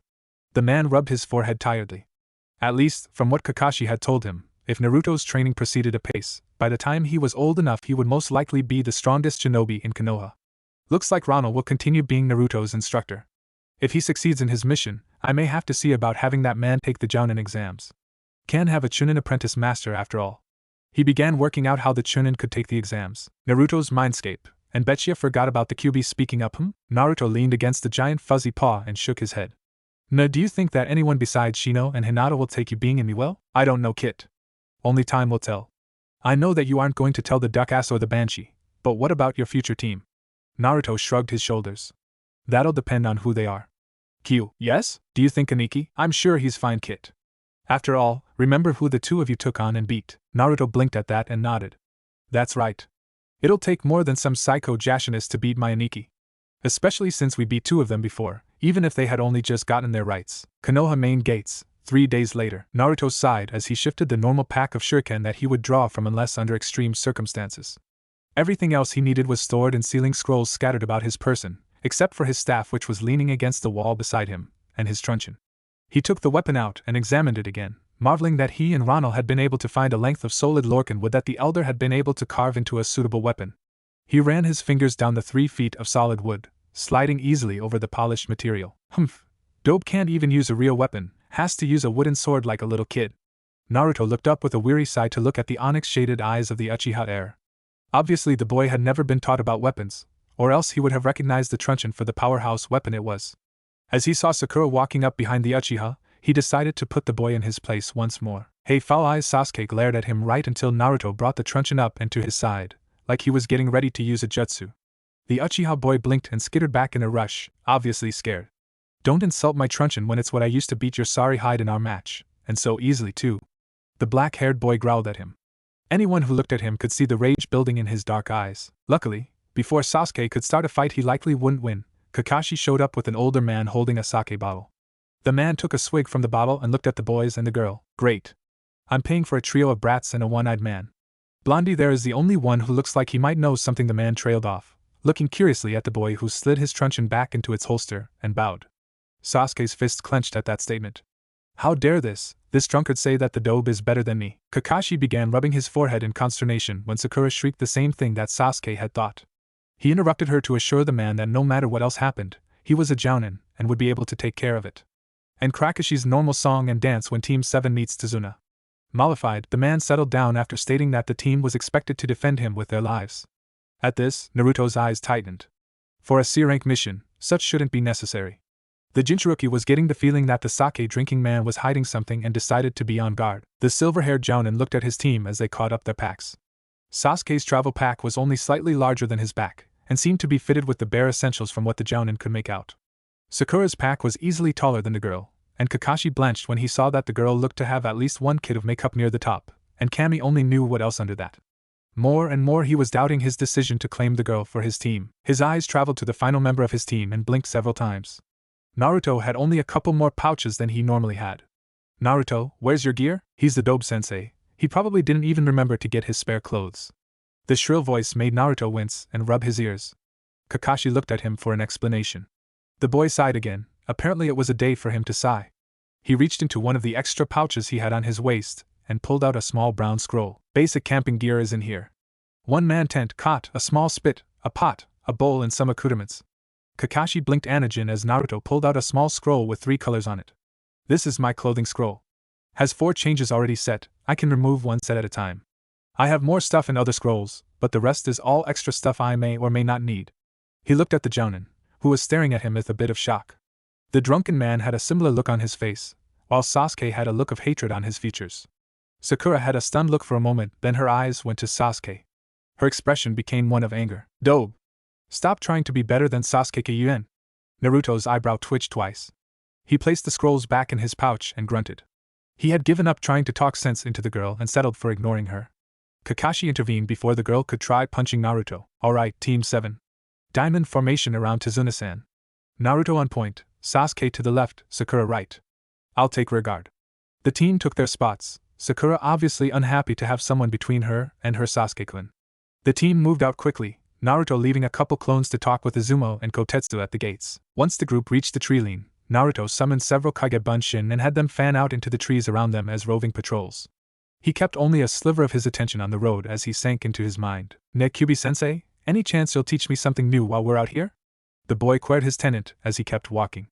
A single red eye opened and blinked before looking down at the mental avatar the boy summoned when still conscious and desired to speak with her. I might, Kit, I might. It depends on whether or not you can get away from the heir to the bastard and his banshee, as well as the Cyclops. Wouldn't want one of them to learn your techniques now, would we? The fox demon closed the eye and chuckled warmly before opening it again. Kit, I'm beginning to get worried about your pack alpha. He's never been away this long, especially not since meeting the purple-haired snake mistress. I suggest you have one of your clones use the Alter Tech 2 morph to a bird and fly back to Konoha to see if you can keep tabs back there. Naruto's avatar nodded thoughtfully. In the real world, Naruto created another clone and instantly dispersed it so the others gained the knowledge. One of the clones that was hanging near the back of the group behind Kakashi received the command and nodded before morphing into an eagle and winging back towards Konoha. Naruto's eyes tracked it before it went over the wall, noting a slight shimmer as it passed over the wall. Kyuubi-sensei, did you? Yeah, kid, I saw that. What you just saw is one of the reasons Konoha is almost impossible to infiltrate. There's a chakra barrier over the entire village. From what I remember, a team of A and B watches over it, monitoring for any outsiders entering the village. Your clone should be fine since your chakra signature is a registered Konoha signature. Now then, time for a refresher course. You and I haven't had time to talk lately, and I want to make sure that you haven't forgotten everything I taught you. First off, what is a Kitsun's prime ability, Genjutsu? But I can't use them still, beyond the Henge and the Veil Jutsu. Anything else I overload chakra on. But because you're in me, I've started to become immune to them, good boy. But be careful, because as both you and I know, there are techniques that can defeat even me. Next up, the element you got from me. Have you begun training with it at all? No, sensei. Except for the Kitsunbai, I haven't used any Kaiten tech. Ranolniki tried to get me to use some, but every time I end up channeling wind chakra into the fire tech and it makes a big boom. So fire tech is out of the question, and lightning always gets swallowed up, so I can't use that element either. I might be able to learn Doton or Suiton, but Aniki isn't ready for me to become any stronger than I am now. He says I already have a name in the bingo book, it wouldn't do for that to get kicked up a rank. Kit, real world now. The Kyuubi cut their talk short and ejected his avatar from the den. Naruto's eyes blinked as he filtered back in. He looked around, curious as to what the Kyuubi had felt. Then he saw two men standing in the center of the road staring at them with dark gleams in their eyes. Or more appropriately, staring at the drunk in the center. He looked at Sasuke and Sakura, but neither seemed to notice the men. They have a genjutsu over them, we see through it, they don't. Naruto nodded when the explanation was made. He casually reached back and grabbed the end of his staff, fluidly swinging it out of the holster and in front of himself. He noticed that the people in front tensed when he did this, looking at each other nervously. He took a moment to pause the group. Naruto? Is something wrong? No, just want to stretch for a second, my muscles are locking up. Before anyone could suggest moving past him, the boy's staff began flicking out to the sides, covering the entire path. He took the time as he warmed up to study the men in front of him. They were tall, about Kakashi's own height, but much heavier set. They were wearing dark blue clothing that looked much too heavy for the environment they were in, meaning they had traveled from somewhere. Each had a chain hanging from one arm, connecting the two together. However, it was the masks on their faces that gave it away. These two men were wearing rebreathers, and only the elite of AIM wore that. The elite of AIM, and many ninja from Kirigakure. And since these two were just standing in the center of the road, he doubted they were AIM elite. What's a couple of Kirya? Explains it. Still doesn't answer why, they'll gotta find that out. He settled the staff along his shoulders and sighed.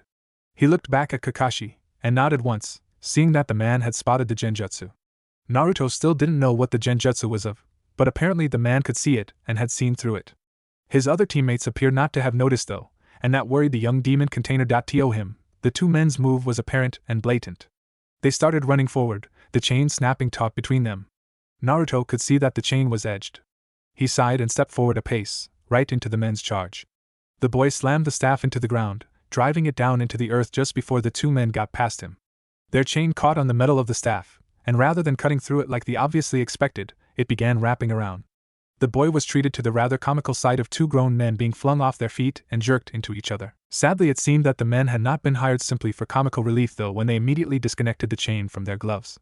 Naruto gulped loudly when claws slid out of hidden sheaths on the gloves, wickedly carved and faintly gleaming. Guys, be careful, those blades are poisoned. While he normally wouldn't have said anything, the fact that the Banshee and the Emo hadn't even noticed the genjutsu did not speak well for them. Thus, he took more steps than he normally would to protect them. His musings were cut short when the man on the left dashed forward, the claws swinging in at Naruto with deadly speed. The man felt his claws sink into something and smiled nastily behind the rebreather. And then there were four. Hey now! Why on earth are you counting me out?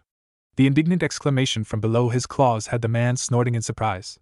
He looked down and growled before lashing out with his foot and kicking the blonde-haired boy who had somehow blocked his attack. What he wasn't expecting was to be jerked off his feet by his arm.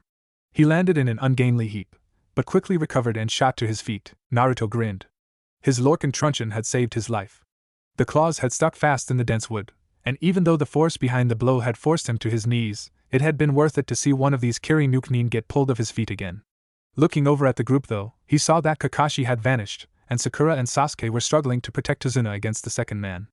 Naruto's bright blue eyes darkened when he turned back to his opponent. Sorry guy, it's been fun, but now the mission is in danger. And Aniki told me when the mission is in danger, I should kick it up a notch. With those words, the boy created a trio of Kage Bunshin. The wisps of smoke they arrived in seemed similar to the normal Bunshin jutsu, which in Naruto's opinion, was what doomed his opponent. The 4 Narutos, each wielding a black truncheon, rushed in and attacked the man simultaneously. And while a smarter, or faster opponent might have survived, the man he was fighting had grown accustomed to preying on civilians, occasionally fighting a couple of genin with his brother. He was unprepared for the concentrated assault coming at him from all sides. The claws flashed out desperately, skewering one Naruto, only to have it explode in a puff of smoke. That was when the first truncheon struck. The heavy blow snapped the man's arm at the wrist, making the claw hand go limp. He managed to block a second truncheon blow at his side, but then a third slammed home from behind, driving into his kidney. His eyes widened in agony as he toppled to the ground. The truncheon that crashed into his forehead and knocked him out was a blessing. Turning to look at the other fight, he saw that the second attacker was contemptuously swatting aside all of Sakura and Sasuke's shuriken and kunai as he walked forward at a slow, deliberate pace with a gleam in his eyes. The boy scowled for a moment as he watched this, then came up with a plan. The only weapons the man bothered to avoid were the few that Sasuke threw that had explosive tags attached to them. He apparently didn't want to get blown up. Naruto's grin was bright as he created another clone and had it alter its shape to look like a kunai. He grabbed the kunai and hefted it for a second before grinning. "Hey jackass!" The man looked over slightly, blinking to see his brother unconscious. A low growl could be heard. That's when Naruto sent the kunai in his hand beaming straight at the man. The man caught the kunai, intending to throw it back at Naruto as an insult. What he wasn't expecting was to hear a small voice say boom. He looked around, then noticed that the kunai in his hand had a mouth at the tip.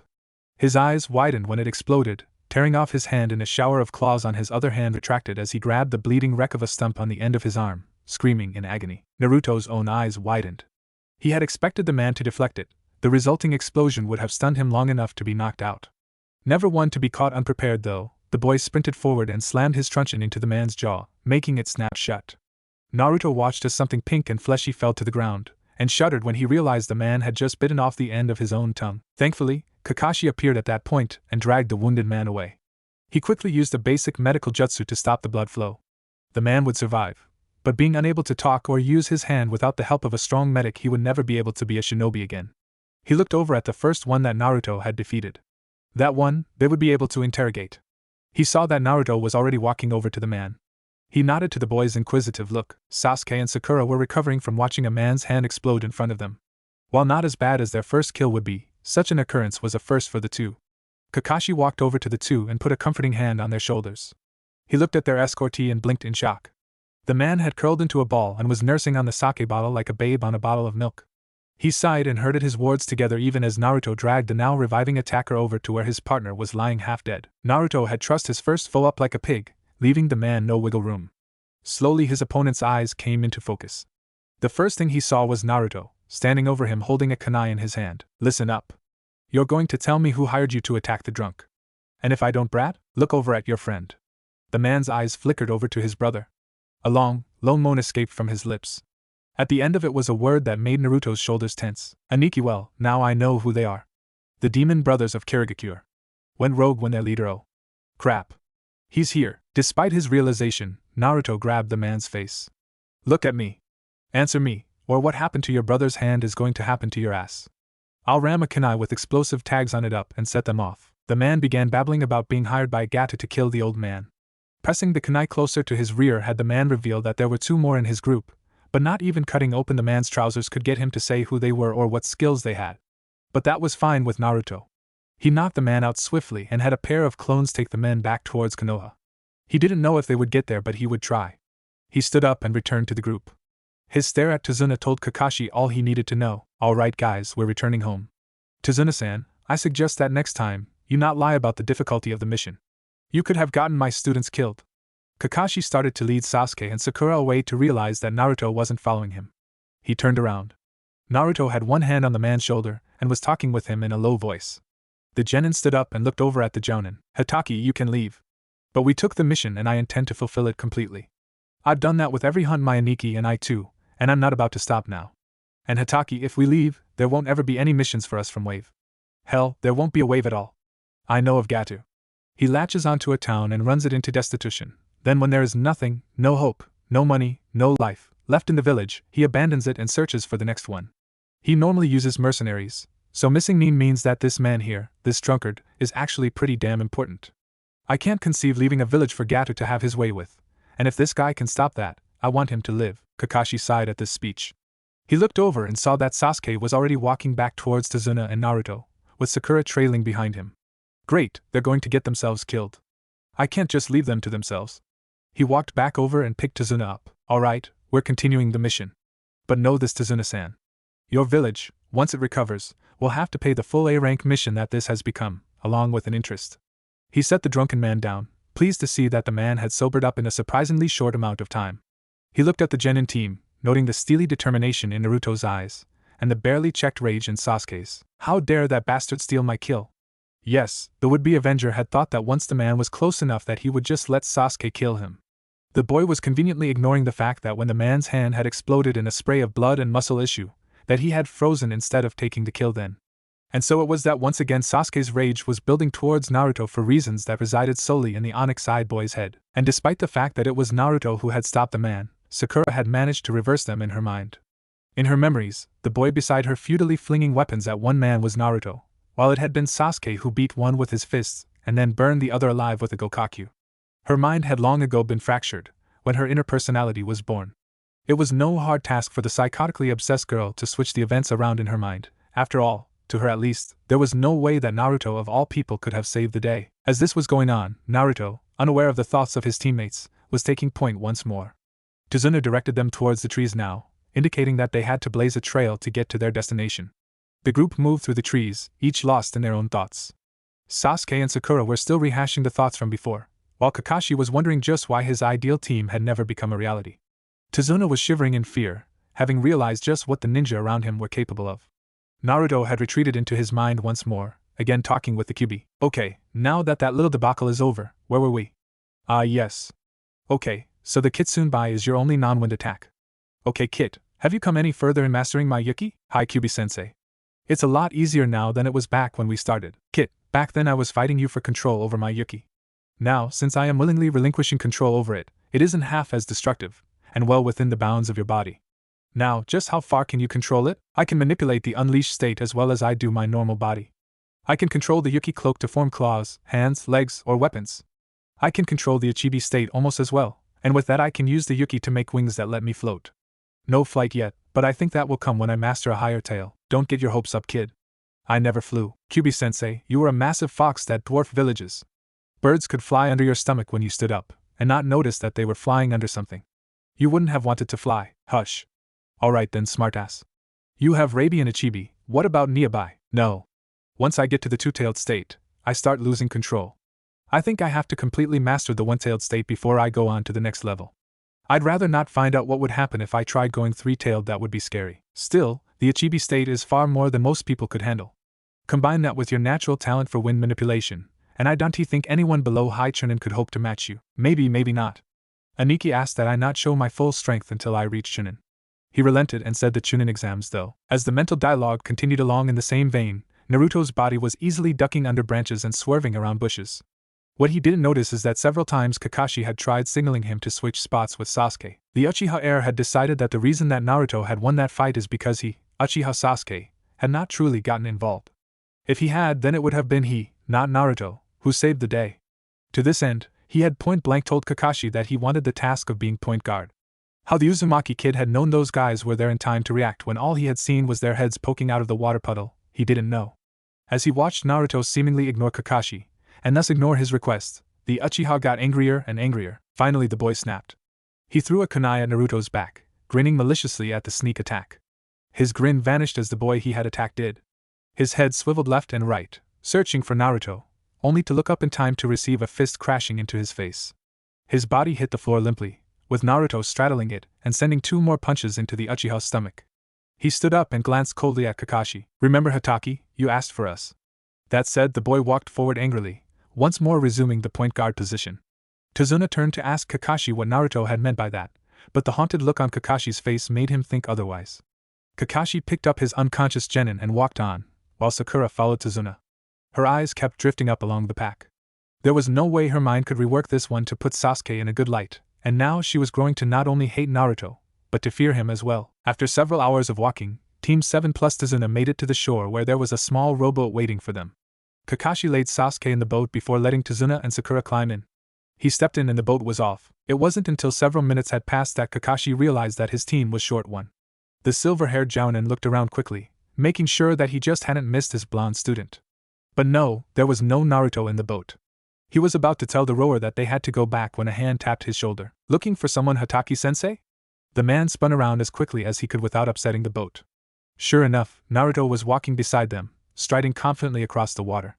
The man blinked, then raised his hands up to use the kai. It didn't work. Naruto was still walking beside him across the water. Naruto, how do you know the Swayman Waza? The man asked slowly. Naruto just grinned cheekily. He was about to answer when he suddenly stumbled on the water, tripping and falling on his face. Kakashi quickly leapt out and grabbed him, holding him up. Naruto stared at him with a shocked expression on his face. Hataki-sensei, I know who's coming for us next. Hataki. The memories of his clones wouldn't fade, scarring the young boy with the callous act they had witnessed before being destroyed. Kakashi looked at Naruto worriedly. The whole time he had known the boy, nothing had scared him like whatever had just happened. He placed the shivering boy in the boat, with one hand resting on his shoulder, as he walked beside the blonde container. Slowly, the shivering faded. Naruto sat up and blinked before rubbing his head worriedly. He looked around and spotted Kakashi walking beside him on the water. He leaned out over the side of the boat and spoke quietly so only the Jounin could hear him. Hataki-sensei, the man coming after is known as Kirigikyu no Kijin. He's powerful and quite ruthless, with only one person he cares about beyond himself. Those men we encountered earlier today were two of his subordinates. I don't know how he found them, but he found my clones that were carrying the demon brothers back to Konoha for proper interrogation. He killed one of them, the one who was more severely injured. Then he destroyed my clones. Until his man was dead, he didn't even concern himself that there were two clones there. He killed both of them with one stroke. I don't know what happened to the second brother, but since he wasn't hurt too badly I would bet that we'll see them soon enough. Kakashi nodded at this information. He gestured for Naruto to rest for a bit as he pondered the intel. Finally he nodded again, more decisively. He looked at Naruto, Sakura, and Sasuke, who was just waking up. Alright guys. Once we reach Tazuna's house, we'll rest for a day before we begin training. In all likelihood we'll see at least one of the men from today again, along with someone much more powerful. So, I'm going to make you guys train like never before so you stand a better chance. Naruto snorted at this, but made an innocent face at Kakashi when the man glared at him. Training this group like never before won't be that friggin' hard, Hataki. You haven't really trained us at all. It wasn't you who took those guys out though, it was me. I don't really think you have anything I can learn. Looks like I'm dependent on you for training Kyubi-sensei, and this is news how? Except for your Aniki, his snake mistress, and no pun intended there, and Irika, the people who've trained you since your return to Konoha can be counted on the fingers of one hand with 5 left over. I had hopes. The boy cut the mental communication. He looked over at Kakashi and blinked. Was it just his imagination or duck? Naruto grabbed everyone he could reach and threw them down as Kakashi dropped down to the surface of the water himself. A massive blade spun over his head to slam into a box, and the group realized they had made it to the shore. Well, not bad eyes for one so young. But can you see through this? Kirigikyu no Jutsu. The dreaded phrase came as a moment's warning before heavy mist swept over them, obscuring their sight completely. Naruto and Kakashi were the first to stand up. The mist had thickened immensely, to the point that Naruto couldn't even see his hand if he held it in front of his face. He grimaced. Fighting without sight was not a strong suit of his, but he could do it. He looked around and grimaced again. He couldn't even see Kakashi to tell if the man was taking the fight they were now in seriously or not. Almost as if the Jounin could tell what he was thinking, the man spoke. I've got it uncovered. While Sakura and Sasuke freaked out a bit at this, thinking that it meant he couldn't handle the fight, some of the tension went out of Naruto's shoulders. Kakashi was taking it seriously, and had uncovered his Sharingan. Thankfully, with the mist as thick as it was, the Uchiha heir couldn't tell that his precious Jujutsu was being used by someone not of his blood. Nah, I may not be able to see through your mist now, but I know who you are, Momochi Zabuza, better known as Kirigikyu no Kijin. Naruto called this out, then ran forward and rolled. He had timed it perfectly, for seconds after he moved, Zabuza's blade sliced through where the boy had been standing. You're starting to impress me, brat. You know my name, and you know how to dodge me now. I wish I hadn't blinded us. I'd like to see you at least once before I kill you. The completely serious tone that the man said this in had Sakura, Sasuke, and Tazuna shivering in fear. Naruto grinned slightly. It looked like Zabuza hadn't recognized his voice. The boy had been contemplating blowing the mist away, but now, he decided that might not be a good idea. Naruto used a bit of wind chakra, and carried his voice a fair distance away for his next words. Now Momochi, you should know that would not be in your best interests. Almost as soon as he finished speaking, a loud clang was heard, followed by a sharply bitten-off curse. It seemed that Zabuza had moved as soon as the blonde Jinchuruki had begun speaking, only to be fooled by the wind trick. Naruto grinned wider, having confirmed that Zabuza couldn't see through this mist. However, there were other senses to rely on. Hataki-sensei tried using what Kiba's family is famous for. Again, a clang followed by angry cursing. Kakashi looked blank for a moment. Why on earth would I try using a doggo? Smell. The Jounin resisted the impulse to smack himself on the forehead, then channeled a burst of chakra to his nose, sharply increasing his sense of smell. At first, all he could detect was a heavy smell of water. After a few moments, though, he became acclimatized to the scent of the mist, and began picking out other, fainter scents. There, blade oil. Kakashi spun around and threw a kunai, barely making a sound as it cut through the misty air. That sound was enough for Zabuza to detect, though, and he quickly blocked it. His hairless eyebrows rose slightly, stunned that someone had been able to detect him in his fully powered Kirigakure. He overcame it rapidly and began speaking. So many places I could cut up your little kids, Sharingan no Kakashi. Should I start with the lungs on the little girl, or maybe the larynx on the black-haired kid? Oh, maybe I should cut out the kidneys of the blonde kid who saved you. Or I can just skip right past you to he swung where he had last heard Tizuna, expecting to be greeted by one of his favorite sounds, that of a blade splitting flesh.